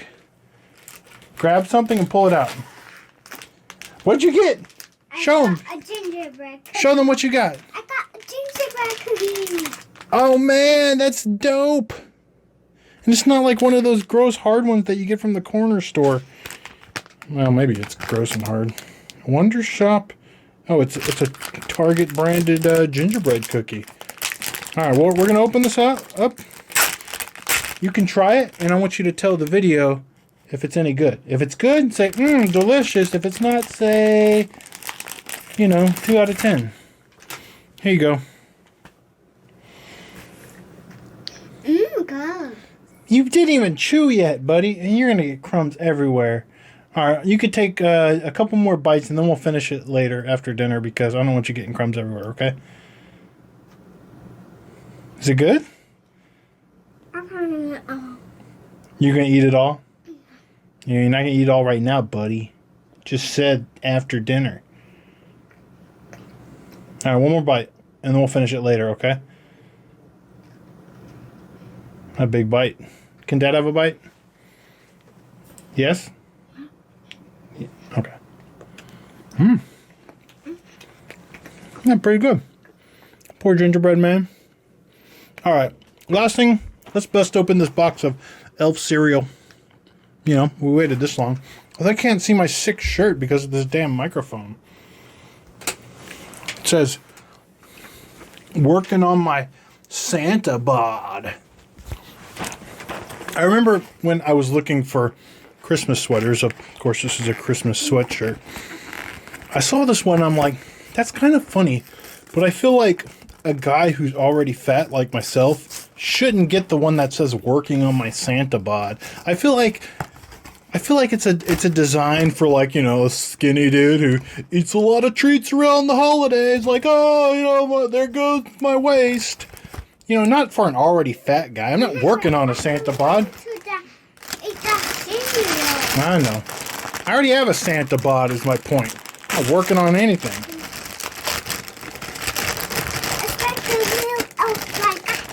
I'm working on my snowman bod more like it. Okay. All right. We're not going to get a bowl and milk, so just reach in there and eat some. Whoa, it smells sweet. It does smell sweet. They look like Kicks. They taste more like... They smell like really sweet. Tastes kind of like Captain Crunch. A little bit. Not Captain Crunch. What does it taste like? There's marshmallows in here too. You know what I realized? A lot of these like limited edition, like especially holiday branded cereals. Oh, that one's hard. It's hard? It's not hard. It's crunchy. Don't put it back. Eat it. Well, All right. Elf cereal. This is what you're going to eat for breakfast tomorrow, I guess, because I feel like these companies that make cereals probably have like leftover pieces and stuff, that are maybe don't quite make the quality check, and then they just like throw them in limited edition boxes, and I don't know, they just never taste very good. This one's not bad. It's very familiar. You're just looking for the marshmallows, huh? I want the marshmallows too. All right. Here, finish eating those. We got to end this video. I have this cheap little remote that's supposed to stop the video, but it never does. So we're going to try it again. Maybe I don't know why. All right, we're going to say bye, and then this is not going to turn off, and then I'm going to have to walk over there and press the button. So y'all have a good Merry Christmas, Happy Holidays, all that stuff. And we'll see you probably next week. But y'all have a good New Year's as well. And the marshmallows. Okay. All right, let's see if this works. Bye. It didn't work. All right, welcome back, everybody. We have a couple more impressions, and I want to get to some of these community emails this week before we wrap up. But before that, Carlos, you played a lot. I would assume since the last time you were on this podcast. You don't have to quite go back that far, but I can if you want me to. No. When was the last time I was on the podcast? Like 2008, 17 or something. I don't know. But what have you been playing lately? What's the current hotness or not hotness for you? What's up? I was really excited for Halo. I don't know if you heard about this, but since I saw the gameplay reveal for Infinite, I realized, you know what? I've never played a Halo game. Like I've never played a Halo campaign, and Ever? ever like I've only played like Yeah, Nick multiplayer. Carlos has good taste. Oh, damn, Nolan, shots fired. And so I thought, well, I might as well get caught up because this one actually looks interesting. And I played through every Halo game, and Really? not a fan. Like, Yeah, Carlos has good taste. I'm gonna give it to you very succinctly. I played through all of Halo 1. I thought Far Cry 1 is better than this. I played through okay, well, first Halo. of all, I played through Halo 2, and the first 15 minutes of that game were better than the entirety of the first one. And I thought, man, maybe this is when the game gets good. And I got to the section where you're playing as the Arbiter, and I thought, this is kind of cool. And then maybe 10 minutes afterwards, I said, this is kind of lame. And I stopped. Then I played all through Halo 3, thought it was okay. Then I played through Halo 4, probably my favorite. Then I played nice. then I played Halo ODST. Never mind, that one's actually my favorite. Carlos, Good. you're like my Halo spirit animal. Then I played Halo 5. I completely forgot what happened in that game. I just thought that it was really weird that they made an emphasis of calling things not what they are. Like they call aiming down sights Smart Link because they're not Call of Duty. They don't aim down sights. We're Halo. We don't aim down sights. We use Smart Link. They were I'm trying like, to this create is their so own book. stupid. This is so They were stupid, dude. And then I played Infinite, and I'm gonna tell you what happened with Infinite. I'm not very eloquent when it comes to spoken word, but there is a medium in which I excel, and that is Twitter. So Oh. I'm just gonna read off the Twitter thread in which shit my keyboard just froze. Well, before you read off your thing, real quick, you didn't mention Reach. Did you play Reach? I like Firefight. That's all I'm gonna say. You like Reach Firefight better than ODST Firefight? Yeah, because you don't have to get health packs or Man, something. I had no That's- idea that Carlos went this hard on Halo. I will say this: almost everything that you just said. While I'm not as overtly negative necessarily about the overarching series, or I don't necessarily want to compare it to something like Far Cry or Call of Duty or whatever, because it is different. But almost everything that you said about your kind of like roller coaster journey through the Halo franchise is in line with the way I feel about it. Well, All right, I'm gonna drop my Twitter thread in chat, and I'm gonna just read it real quick. This is my Remember, this is impressions of Halo Infinite. This is the equivalent to one of Chris Davis's famous statements. Halo Yes. Infinite sucks ass. There's a couple of things that the Far Cry games do really well, and somehow they manage to copy everything but that. Every mission is the same, and there's all this busy work getting in the way. Clear an encounter, gotta find the switch to open a door, or the battery to put in the switch to unlock the door, or destroy the thing that's keeping the door closed, and it's never obvious where it is. The environmental design never points you in the right direction. You always gotta do that stupid ping shit. Switching equipment or grenades is the absolute most cumbersome shit I have ever dealt with in the history of video games, and the potential for fun uses is there. But since nothing is as good as a grappling hook whenever an opportunity presents itself. For example, to use a shield wall, it's like, oh shit, how do I drop the wall? Was it up on the D-pad, then down on the D-pad? But it's not. You end up pulling some other random ass sensor shit, and you die and that sensor shit could have had a cool moment as well. But the same scenario plays out that when you need it, you equip something else. And the plot is so bad. Holy shit, it's a bad story presented in the worst ways possible. It's all audio logs and watching some dude in holograms. I tried, man, I really did. But 2 hours in, I just started skipping all of them. Who gives a shit? Really, every encounter is just fighting those little dudes that take a couple pot shots and then run around screaming. It's literally 98% of the enemies you fight. Why is this series popular? I bet back in 2001, little children felt like they were finally playing some grown person PC game on their toy console for children. Wow. Although, by the way, if you were to look at this Twitter thread, you will notice that there is zero punctuation going on here.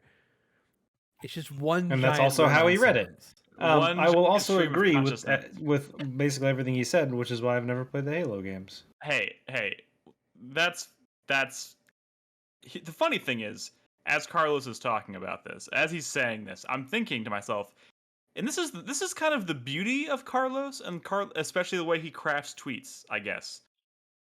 But as he's saying those things, I'm thinking in my head, I loved this game, but everything he is saying is still technically true underneath it all.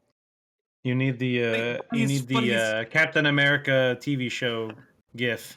The whole he's out of line, but he's right. Yes, exactly. But you talk about the grappling hook being the best thing in that game, and you're absolutely right. But you know what I used more than the grappling hook? The fucking sensor. The what you call it? I use that a little thing? bit. The bubble sensor. I use that everywhere. I use that specifically so I could take cover behind things, and I could essentially figure out the layout of the entire area and where enemies are placed before I decided to pop out. And then when I popped out, I was like headshot, headshot, headshot, headshot. And that when you do that shit, it works amazingly, and it's great. But Carlos, don't be a bitch. Like that game. Yeah, don't be. You know, the best thing about Halo Infinite is that it was free, because I made that thing with Game Pass when it was $1 a month, where you added a month and then canceled it, and then added another month, and I did it enough that I had to call both Microsoft and my bank to get my account and my credit card unlocked.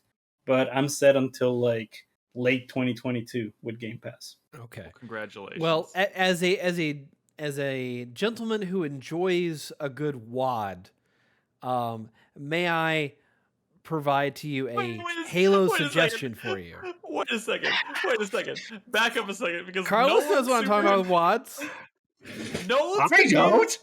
I'm confused. What the fuck's a wad? Carlos, Where's explain all the this. data?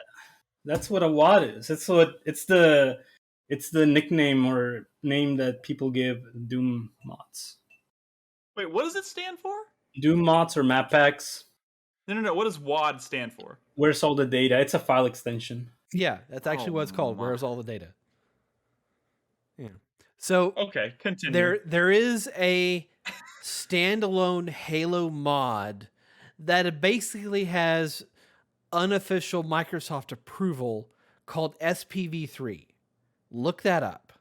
Oh, I played that before I started doing my Halo run. Like on my preliminary attempt to tackle the Halo games, I played that one for a bit, but then I realized I don't like Halo. Why am I doing this? And stopped.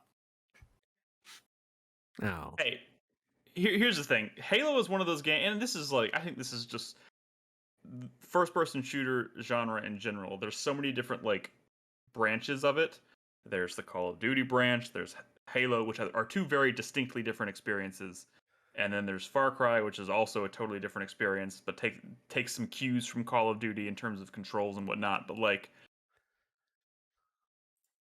and I know why people like it. I understand that it's a formative game for a lot of people. It could have been a formative game for me had I gotten into it, but I was into different stuff at the time, and I'm pretty sure that's Good what stuff. happened. Yeah, hey, in real tournament. I've spoken about my my experience trying to get into Halo in the formative years, when Halo 1 was the thing, and just not just bouncing off of it hard. And I've tried several times, but like I said, my trajectory with the series has followed yours in terms of which ones you liked and which ones you didn't like. But I've liked enough of them, and I appreciate the experience and the atmosphere and the presentation enough to be like, I like Halo more than I dislike Halo. So I think because of that, I fall into the category. I fall into the fan column, I think, because of that. But again, all the complaints that you just made, there's truth in there, for sure. So let's just leave it at that. But what else have you been playing? I know you just hasn't been all Halo all the time for you. Played a little bit of the Terminator Salvation game that Chris has been talking about a lot. I got a $10 copy of Cyberpunk, and I started playing a little bit of that. I think my favorite part of the game so far is your buddy. Like whenever he speaks Spanish, the subtitles will be in Spanish at first, and then just those couple words will morph into English. And I think it's a pretty cool touch. Yeah, I didn't know that. Yeah. I'm still waiting on that next gen version of that game before I actually play. I don't know it, if it's gonna. I don't know if it's gonna improve a lot. The only reason I'm playing Cyberpunk is because it was $10, and two, because I saw Tim Rogers' review of it, and he described the game as being a good game made of a game made up entirely of bad decisions. I can't remember what the exact words were, and I was like, that sounds like exactly my kind of thing. Carlos playing a game because he watched a Tim Rogers review makes so much sense to me. Did you watch the entire review or just a segment? No, I did it the way he said, to just watch 2 segments or something. Okay. I've yet to watch it. That was going to be one of my Christmas how break long things is I do. How long is it?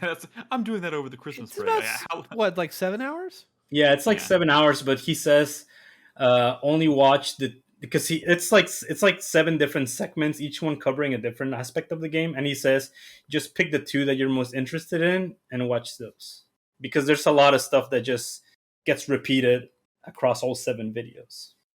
Gotcha. Makes sense. All right, so you kind of skipped over Terminator Salvation. How's that? I don't think I played enough of it to like be able to explain what I like and I don't like, but I can tell you positive. I can tell you I'm positive on it. It's good. That's what I hear. Anything else? Anything else you wanna mention here? What's next for you? What's as now that you've finished or you're putting down Halo? There's a like every couple of years I attempt to play through Free Space 1 and 2. They're like these old like space simulator games. Free Space 1, baby. And I might give it another go this year probably. Fantastic. Sorry. Free Space needs more love. It's yeah, like I was anymore. like yesterday I was trying to find like a couple of like long form YouTube essays on Free Space because the story is actually pretty good. It reminds me a lot of the Mass Effect.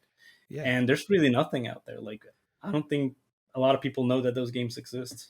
I really was struck by its marketing campaign back in the day. It used to have these print ads in magazines to where it was just like a picture of a giant ship and there's like a single like pixel blip that says you. It just says Free Space. Yeah, but print magazines from back in the day didn't make a lot of sense. Like it'll just be like, of course not. But it'll just be like a zoomed up shot of someone's crotch, and it's for Gran Turismo or something. Yeah, yeah. It was like that's right. It was the Wild West back then. It kind of still is, but I was really struck by it. I liked it. So.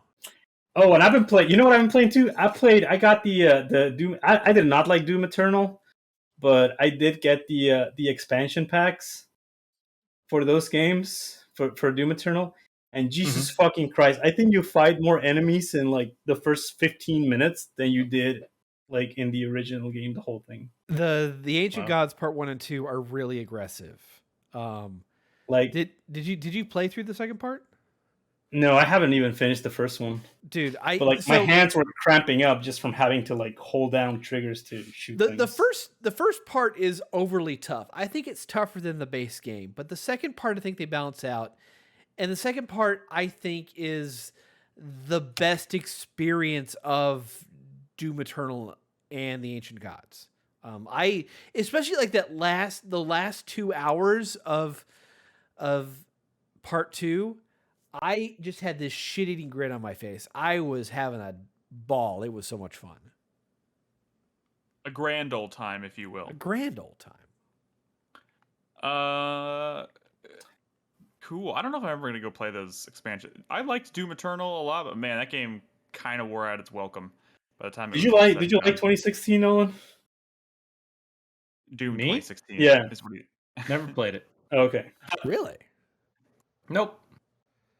It doesn't necessarily strike me as a game no one would really enjoy all that much. So it's one of those things where could I enjoy it? Probably, sure. Why not? There are 500 other games that I know I would enjoy more than it. Do I need to play another first-person shooter? Is what you're saying? Well, that's another part. I mean, I don't get me wrong. I was never really into first-person shooters. The one I've only played the most of is Call of Duty, and I didn't even play that till this year. But like it's just kind of, they've never really been my cup of tea. The only ones I play are ones that are more kind of story, open world kind of driven. And like I said, Drunken Merchant chat says, "Oh, it's on Game Pass." The money's not the matter here. It's time. I only have so much time to play games, and like I said, there are so many more that I know are better than that game that I could spend my time playing. I mean, There we that's go. fair. That is fair. Time is of the essence. All right, so I have. Let's see. My turn. What have I been playing? I finished Halo Infinite. You know what? I think that game's pretty good. Top 10 material or not? Maybe top 10 material. And you know what? I think that's all for me going to boil down to two things. One, I think that game feels good to play. I never got tired of combat in that game. It was incredible, and I've never felt that way about a Halo game. We had that conversation on previous shows. Something about the way this game flows just clicked for me. So I like that, and I think you should give the first Far Cry game a shot. I really think you should. You know what? I still think that's a great option for maybe a revival club. Which again, real quick, gonna mention that starting in 2022, revival club's gonna work a little bit differently. We're gonna have members of the staff come up with the nominees for each session. So the first one, I think Chris Davis is gonna do. He's gonna come up with 3 options, and the community is gonna vote. And that's gonna be the first game we play. And then we'll rotate through staff. I'll let community members come in and do the same thing every once in a while as well. It's a dangerous idea, but I think we ought to have a Carlos revival club eventually. I would love a Carlos revival club where Carlos, you pick the 3 games, and one of those games is what wins and what is chosen. I think that would be fantastic. But yeah, we're gonna start that in 2022. But anyways, like I said, I finished Halo. I finished Cold Fear, which is our last revival club game of the year. How was it? Good. That game is surprisingly good. It's gonna draw a lot of comparisons to like Resident Evil 4, but like a Did you know they came out like at the same time? Yeah, like within weeks, which is weird because like you would think that you're playing that game like, oh, this is just riffing off of Resident Evil 4, but like they were in development concurrently. It's very strange, but yeah, I'm gonna try and get a podcast recorded about that pretty soon. Carlos, have you played Cold Fear like all the way through?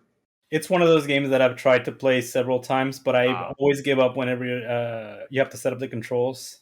Oh, the controls were a pain in the dick. Yeah. But I finally got them, and once I got them squared away, it was. Send me your config file, and I'll give it a shot.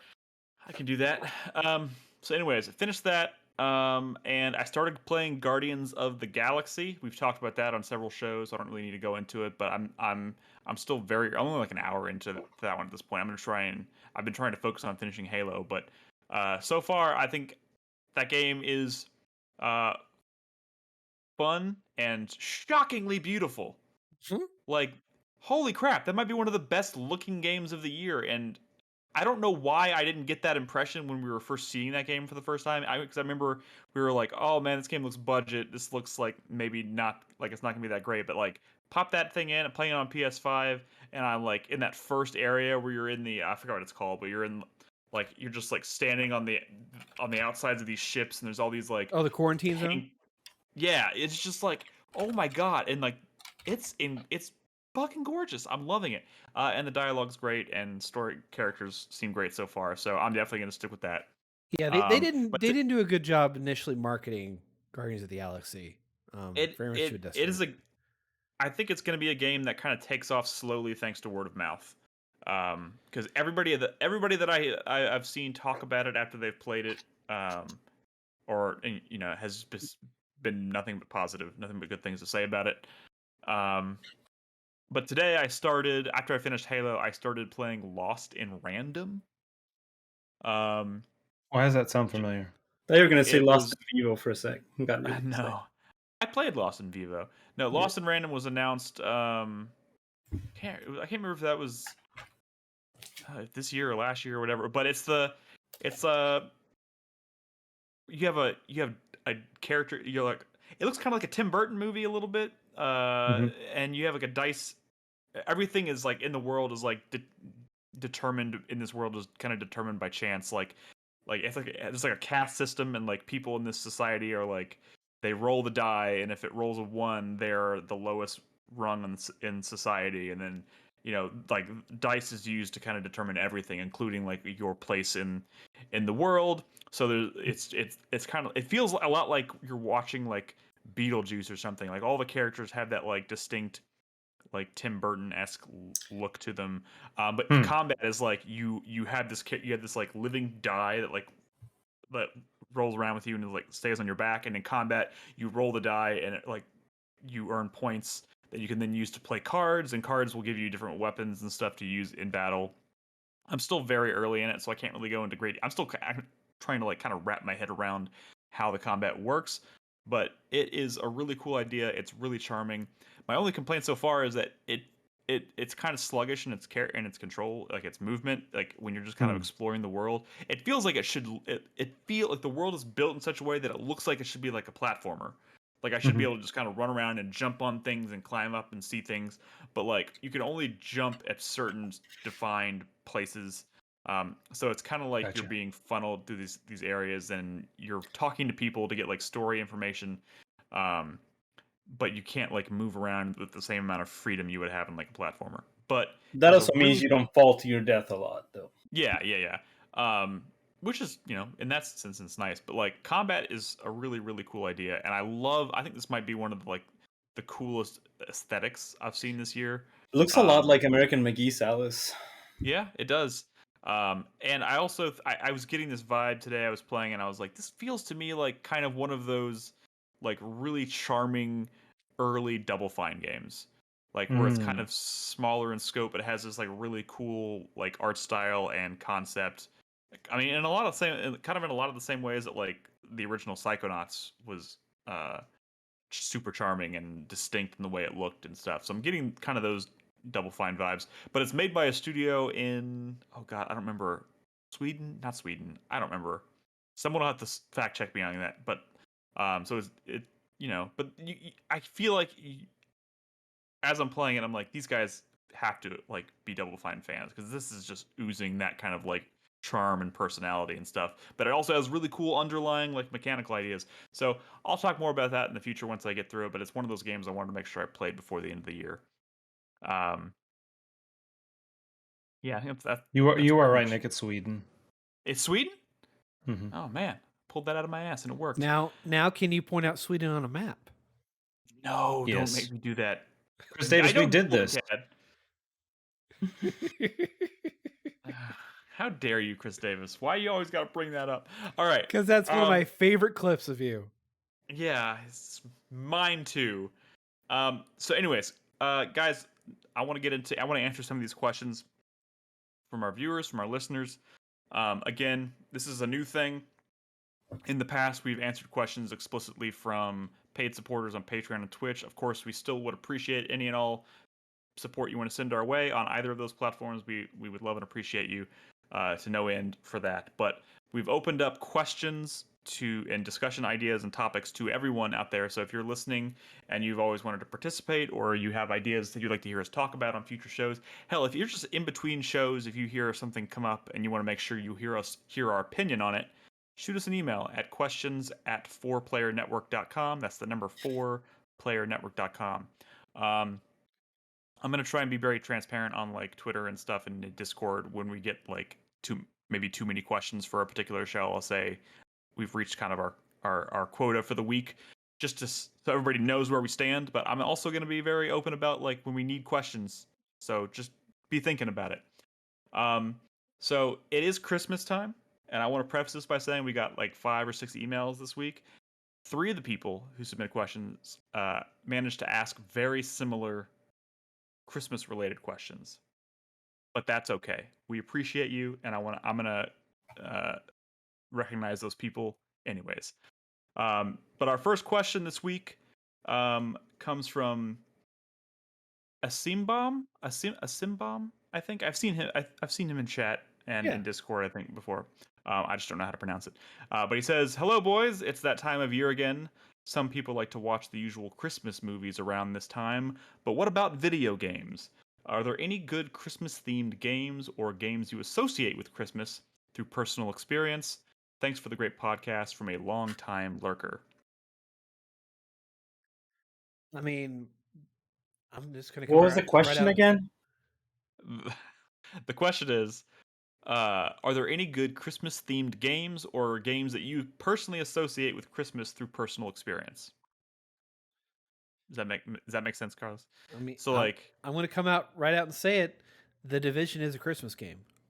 it is. I mean, yeah. I mean, it's because there's like it's takes place during Christmas time. It's snowing. There's Christmas decorations up. I mean, that's kind of in the spirit of the question for sure. I mean, I mean, that's kind of the point of the question too, right? Like, Yeah. Dead Rising 4 is a Christmas game because it takes place during Christmas, so there's lots of Christmas themed stuff everywhere. But nobody's gonna say Dead Rising 4 is their favorite Christmas game at all. Now, Or Parasite favorite game Eve, on the other hand, is also a Christmas game. I think That's you just did a good one. solid. I think you just did a solid for Brad because he's probably listening at home going, "Someone please say Parasite Eve." So the I'll- first one that comes to mind, and mainly it's just because it's the most recent one I've played, would be the Miles Morales for the Spider-Man yes. PS4 one, because that one literally is like Christmas. So there's a lot of like Christmas going around in that game. Hell, one of the cool things you can do in that game is when you're swinging through the city, they have like these arches over the certain streets that have like garlands and wreaths and stuff, and you can like, because in the original game you could like pull yourself through those like construction cement tubes that are like dangling from skyscrapers and stuff, or from like cranes, and you can kind of do the same thing. You can go through the middle of like the Christmas wreaths on the streets, which is really cool. But yeah, that game, that's actually a really good example. The other one I think of is there's definitely some Hitman levels with like Christmassy type stuff going on, and those are always fun too. Has there been a Hitman level where you're dressed as Santa Claus? I feel like there's got to be. There is, yeah. Yeah. In fact, so Paris from the Hitman 2016 had a Christmas variant, and Santa was on the map somewhere, and there was a contract out on him. Yep. That'd be, man. This is just a random aside, but like I'm thinking about like how cool it would be if it was kind of like Where's Waldo, where it's like you have to kill a Santa, but like you're in like a place that's just like you're like SantaCon, and like everybody's dressed as Santa, but you have to identify the right Santa. Some like Assassin's Creed Hitman shit. Yeah. Like everyone's a suspect. Like you don't know who's the right one. That would be fantastic. I'm also thinking about the first thing that kind of comes to mind. I think about Batman Arkham Origins.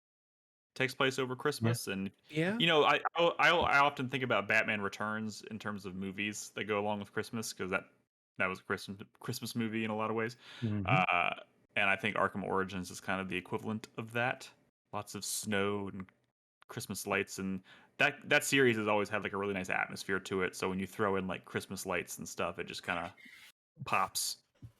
I want to say it was 2010. It was when Brad was living with Jack, and the only thing in their cupboards were Chips Ahoy and like Lay's potato chips.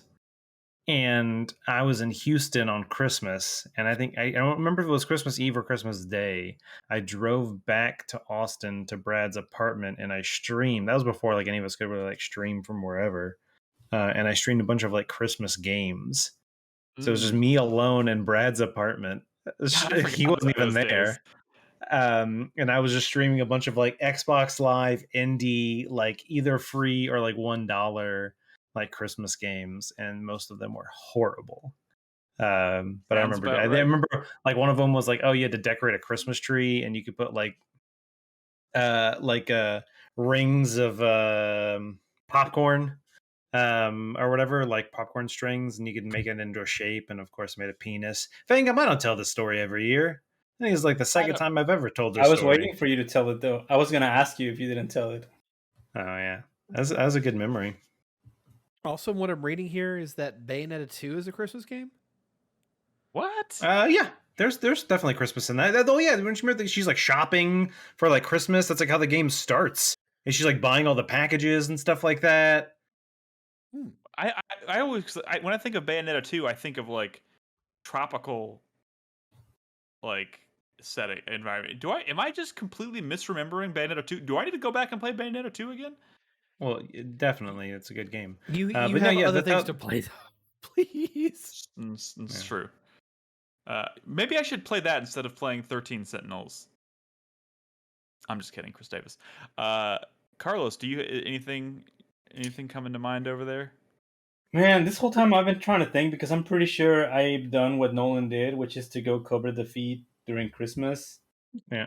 But I can't. I'm pretty sure you I know. have, yeah. I know I've done it several times over the years, but I can't remember any moment in particular. Gotcha. All right, well, if anything else pops into your head, feel free to mention it. Our next question comes from Michael V. I believe this is Vang. Vang. It's Vang. Vang, who just accused Nolan of telling this story every year. He says, if you could only toggle either run or walk for the rest of your life, which would you choose?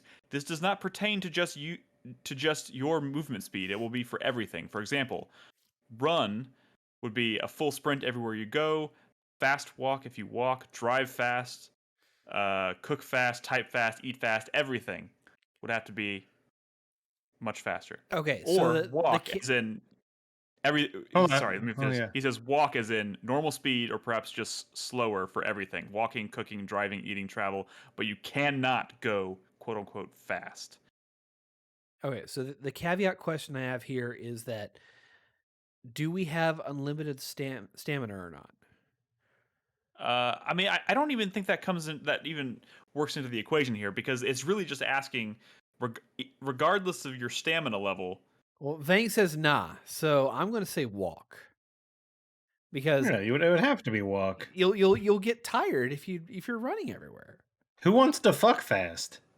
If you have to do everything fast, Not your like partner. I mean, I would say just walk. Yeah. Slow and steady It's- still it's- wins the race. I mean, Yeah. yeah, I think I was leaning towards walk too, but now that I think about it, I guess if you are talking about you would get tired as a result of this. But then it's gonna be so annoying. There's gonna be certain things that you just can't do at the speed at which you want to do. I think driving what? driving in particular comes You have to to mind. drive the speed limit. Yeah, He says, I mean, physical the implication walking here. like that's The implication of the way he's typed this makes it sound like you cannot go fast. Well, So define he's talking about, fast. I'm not going fast. My car's going fast. yeah. I'm like barely moving at all. so maybe the way he should have phrased this question, if he really wanted it, would have been to not toggle run or walk, but toggle fast or slow. You'd be living like that movie Crank. Yep. yeah, and that didn't go so well. Forgot that movie no. existed. It's like That's- Speed, but a dude. Yep. That's true. All right, Yeah. our next question comes from Mr. Green Toast. Says, with Christmas coming soon, I wanted to ask what winter-themed content from video games did you enjoy quite a bit? For example, I personally enjoyed Bully's Winter Period as it helps sell the world being alive with allowing you to get into snowball fights, check out the new Christmas theme outfits, and help out a drunken hobo. That's a good call out from the Christmas one. Yeah. The Bully Christmas time was really good. Yeah, that is a game we played for the Revival Club this year that I thoroughly enjoyed. And yeah, I did kind of forget about the Christmas time thing. I really like. I mean, first of all, I just like that we live in a day and age now with the way video games work. I mean, it's kind of a byproduct of games being continuously developed and not necessarily being finished upon release. But like the fact that they can have Christmas events in pretty much any game out there now. Regardless of what format it is, like Assassin's Creed Valhalla does the Yule event every year, and it's like snowing, and there's just like, the fact that they can do that, like in Final Fantasy 14 as well, they have Christmas things going on. I was gonna bring up similarly, like GTA Online does Christmas stuff every year, or they'll have to be snowing everywhere and stuff like that. Which and anytime you can kind of dynamically have that, it's always fun. Cookie Clicker has a Christmas event that's going on right now. But yeah, it is nice when you can have that. It makes me wish I played more kind of continuous multiplayer games. Like, I'm not sure. I would imagine Red Dead Online does. Yeah, Green Toast in chat just said Christmas that stuff. they're doing it's snowing in Red Dead right now for the next 2 weeks. That's so dope. I just wish I was actively playing Red Dead right now. But yeah, good call out, Mr. Green Toast, on Bully, because that was a very good one. All right, and this is also more, like I said, more or less kind of the same question. It is Christmas time, but he says, "Hey guys, Taxter here. In the spirit of the holiday, what is y'all's favorite snow/Christmas level in a game? Example being North Yankton Heist in GTA 5 or Cold Cold Mountain from Super Mario 64. Mine has always been Freeze Easy Peak from Banjo-Kazooie. I think somebody in chat mentioned the Banjo-Kazooie level a while ago. He says, safe and happy Christmas to you all. So, thank you, Snow Taxter. level. Yeah, now if you maybe think about it in terms of like specific levels, Super Mario 64. Snowbound from Halo 3. I just know that nobody liked that map because it somehow became a meme that nobody likes it. Sidewinder's better. Man, I don't, because now I'm just trying to think of like snow levels, and I'm thinking generally speaking, because snow doesn't necessarily mean Christmas, but it kind of makes you think of Christmas, and like historically speaking, never been a huge fan of snow, but actually this made me think of I have a soft spot now for the opening hours of The Last of Us Part 2, which takes place during the winter, so lots of snow on the ground, blizzards, that kind of stuff. A lot of cool stuff going on there, which is really nice. And also, the snow level in the original Last of Us was incredible and very memorable. Not necessarily because of the Christmas-related stuff, but just making me feel like it. Think about it, I guess. Also, Horizon Zero Dawn's expansion, Frozen Wilds. Frozen Man, Wilds. I recently played that to like get hype, I guess, for the sequel because I remember liking the first game a lot.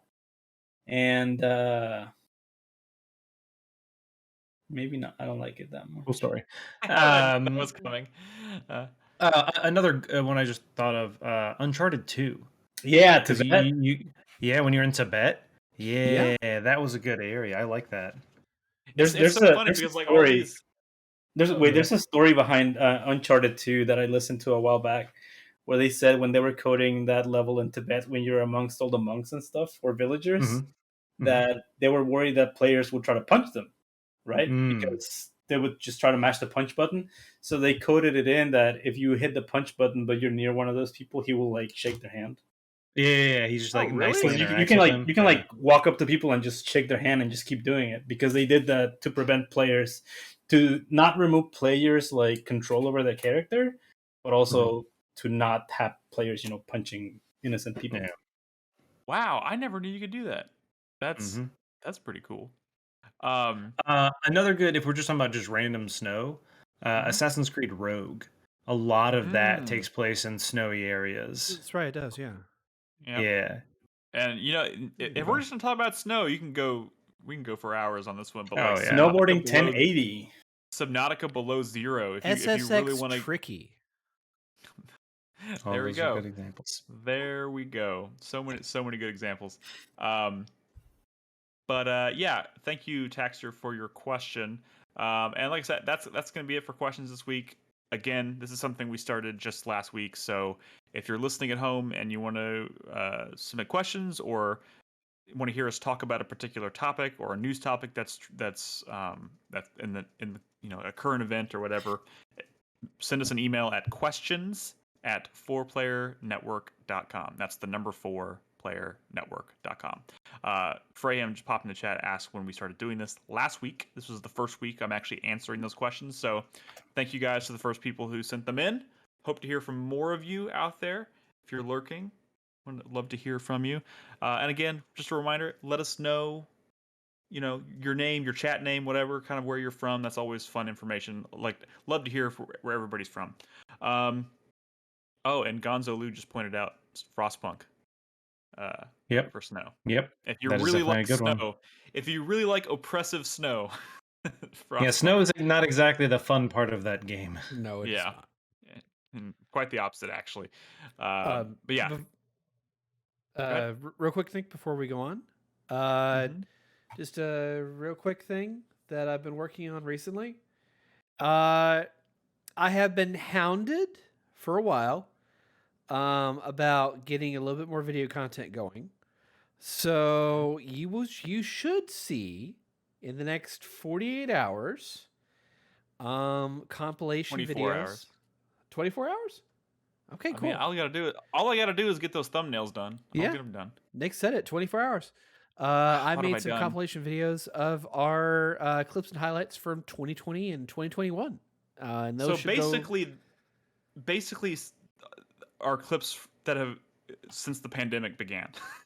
And I was sitting here Yes, thinking, I was basically. like, God, have we even had that much happening that was like clip worthy from 2020? And Chris Davis here found enough to fill 2 whole videos. We've got So- like 27,000 clips on Twitch. That is true. Yeah, it's a So- lot to go through. We'll have a 2020 video and a 2021 video up within the next 24 hours or so. And we'll, of course, promote those in Discord and on YouTube and Twitter and all that stuff. So keep your eyes peeled for that. But now I want to go ahead and let's put a bow on this podcast. 4-player minute. Carlos, I don't know if you remember how this is done. Hype, sweat, thank you, fuck you, or any combination thereof of those options. Who would like to go first? Nolan, you said you like to be prepared. Yeah, sure. Let's do it. Ready? Yep. All right, my 4-player minute starts now. My hype is for finishing this season of Witcher. I haven't finished it yet, but been watching it. Real fucking good. Yeah, I'm 4 really episodes enjoying in. it. No, it gets better from there still. I'm really liking it. I think Henry Cavill's a fine Geralt. Sure. He's doing pretty good. Yeah. My second hype is for I have this week off, this next coming week off. I'm be playing a lot of games. I already mentioned a few, like I had said earlier. But ironically, or coincidentally rather, Carlos had mentioned Horizon Zero Dawn. Never finished that game. And with Forbidden West set to come out, I've been right. Forbidden West, that's the new one. Yeah. Mm-hmm. Yeah. I've been really wanting to finish Zero Dawn and its expansion, so I'm probably going to maybe start that up, even though it's not a 2021 game. Just something I've been meaning to do. I would like to hear many your other thoughts games. about how you would compare Frozen Wilds to the base game, because I've got some. I honestly think that Frozen Wilds is better than the base game. Okay, are you planning on Nolan? Are you planning on playing Frozen Wilds or just the base? Yeah, I'm going to. Yeah, I have a while back. I got the Horizon, like whatever Ultimate Edition, blah blah blah. Whatever, it was super cheap, so I picked it up. So I have both. The original game when it first came out, I probably played maybe like 10 hours. So I played a little bit of it, so I'm familiar with it. I just something else happened. I never got around to finishing it. But I do plan on revisiting that. My sweat is going to go to my forehead and my tummy. Because it is Christmas time and my in-laws are going to be shoveling food down my mouth. And I know I'm going to have like 10 pounds of leftovers in my fridge, and there's going to be a lot of food, and I know it's going to happen. And I always say I'm not going to do it, but I do it anyway. And then my thank you is going to go to Chris Davis for gifting me Valhalla. Other words inserted here. A visual novel. I will be playing that probably here in the next few weeks. It's always been something on my to-do, and now I'm obligated to play it because it was a gift. So thank you. I hope you like it. Very nice. All right, Chris Davis. Okay, I really only have one hype that I can think of right now, and it's for the Matrix Resurrections. I have not seen it yet. I have bought my tickets to see it Sunday afternoon. I am very much looking forward to it. I really appreciate y'all not going into details about it during the podcast because I would have screamed. My second hype, I guess, would be for I'm a little down on the campaign for Halo Infinite, but I am still playing a shit ton of the multiplayer. I'm logging in for at least 2 hours a day just to do my dailies and just keep on fucking playing and working on the battle pass. And Halo is going to end up on my top 10. It's not as high as I want it to be because of the campaign where it ended, but I really kind of want to revisit that game about a year from now just to see what it's evolved into. And I'm very hopeful for what to expect. I really just don't have that much of a 4-player minute now, do I? You can't name 3 other things you're excited about, or 2 other things. I'm excited about not having to spend any more money on Christmas because, good God, I spent a lot. Enough. Yeah. Also, no, that's not even a thing. I guess It's not real. yeah, I'm I out made of that it up. right now. I'm just gonna leave it there. I can't think of anything else for my 4-player minute. All right. Okay. Carlos. Okay, hype. Tomorrow I'm gonna be cooking a prime rib, and while that happens, I'm gonna be streaming some games. I'm hyped for Carlos inviting me over to have some prime rib. Looking forward to playing the Quake Christmas map pack. Every year, the Quake community releases a Christmas themed map pack, and every year it's very loosely tied to Christmas. It's more about like wacky, pretty creative stuff. So I'm pretty excited for that. My fuck you goes to Halo because why not? My sweat is for nothing. I'm an extremely chill person. Nothing worries me ever. Ever? Yeah. That sounds. And what was the other one? Thank you. Thank you to everyone, and thank you to Chris for gifting me Honeycam Studio. I've been putting plenty of hours into Honey Pop 2. Chai gifted it to me. Turns out there's a real game behind the initial appearance of that game. Smut. And I'm the one who's played Smut this year. I'm gonna be streaming Honey Pop 2 on the 4-Player podcast channel. No, you're not. Goodbye. You are not. Yeah. Definitely not doing that. All right. Thank you, Carlos. You know what? I forgot about one. I remember my other hype. It's for Life is Strange: True Colors. Have you started it yet? I started recently. I just did the LARP chapter. That's a good chapter. Yeah, no, it's there's a lot of heartwarming stuff in this game and a lot of good emotional dilemmas and stuff like that. It's not quite what I expected. I expected something like that was the next step up from Life is Strange 1 with Max and what happened with Chloe. Life is Strange, I think in both cases, but especially True Colors, is extreme comfort food, is how I would describe it. It is cozy. It is immense. It is just very. It's kind of a page turner. Its characters are great. It's hard to not recommend it. So yeah. All right. My 4-player minute starts now. My thank you goes to Chris Davis also for gifting me Road 96. It was on my list of games to maybe try this year.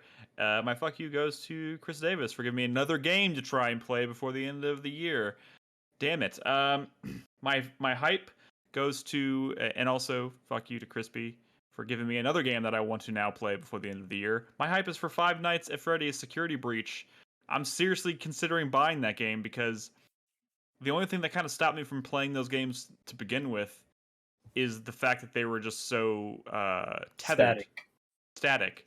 And taking them out of that static perspective and suddenly giving you full range of motion to explore an open environment while being hunted by these animatronic creatures is just so cool. And maybe that's just like Crispy said, the 8-year-old boy inside me just like coming out, just like, this sounds awesome. But that sounds fun. And I think I might actually buy that game and play it. And who knows, maybe the end of my top 10. I don't know. Seems like my shit. And my sweat this week goes to Dexter New Blood. I only have 3 episodes left of the show. Hey, I only have 3 episodes left of the show, Nick. Yeah. Nick, let me tell you something. Wild. Oh, I'm no. not a fan of Dexter. Oh no. It doesn't matter. Okay. But I've been reading your episode recaps, and Oh. they're really good. Good job. Oh, thank you. That's very nice of you, Carlos. I appreciate that. I'm so sad that it's kind of coming. It's coming to an end soon. But it's been, for me at least, immensely enjoyable. So how do you think Yeah. they're going to work that back into the Marvel Cinematic Universe? Now that everything is in the multiverse. That's the only way they could get my butt in a theater seat to see another Marvel movie. At this point, no, I'm just kidding. No, it's funny. This week has been kind of crazy because it's like, like new episode of Dexter last week, and then Spider-Man, and then The Matrix. I've seen all three of those things now. I still think my favorite thing I've watched this week was Dexter. And that's not necessarily saying I didn't like either of those other movies. But that just tells you kind of where I'm at, I suppose. But yeah, that's it. That's my 4-player minute, and that's our show this week, guys.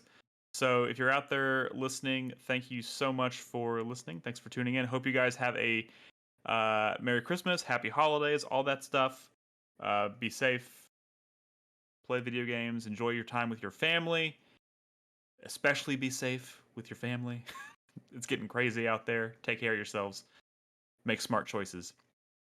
And Carlos, thank you for being on the show this week. At the last second, it's always nice to have you. Merry Christmas. Thank you, Nick. That's Carlos's Christmas gift to 4-player, and then he disappears into the night, and he'll be back on again in 10 years. Anyways, thank you guys so much for listening. 4playernetwork.com is the website. We'll see you guys later. Bye. Bye.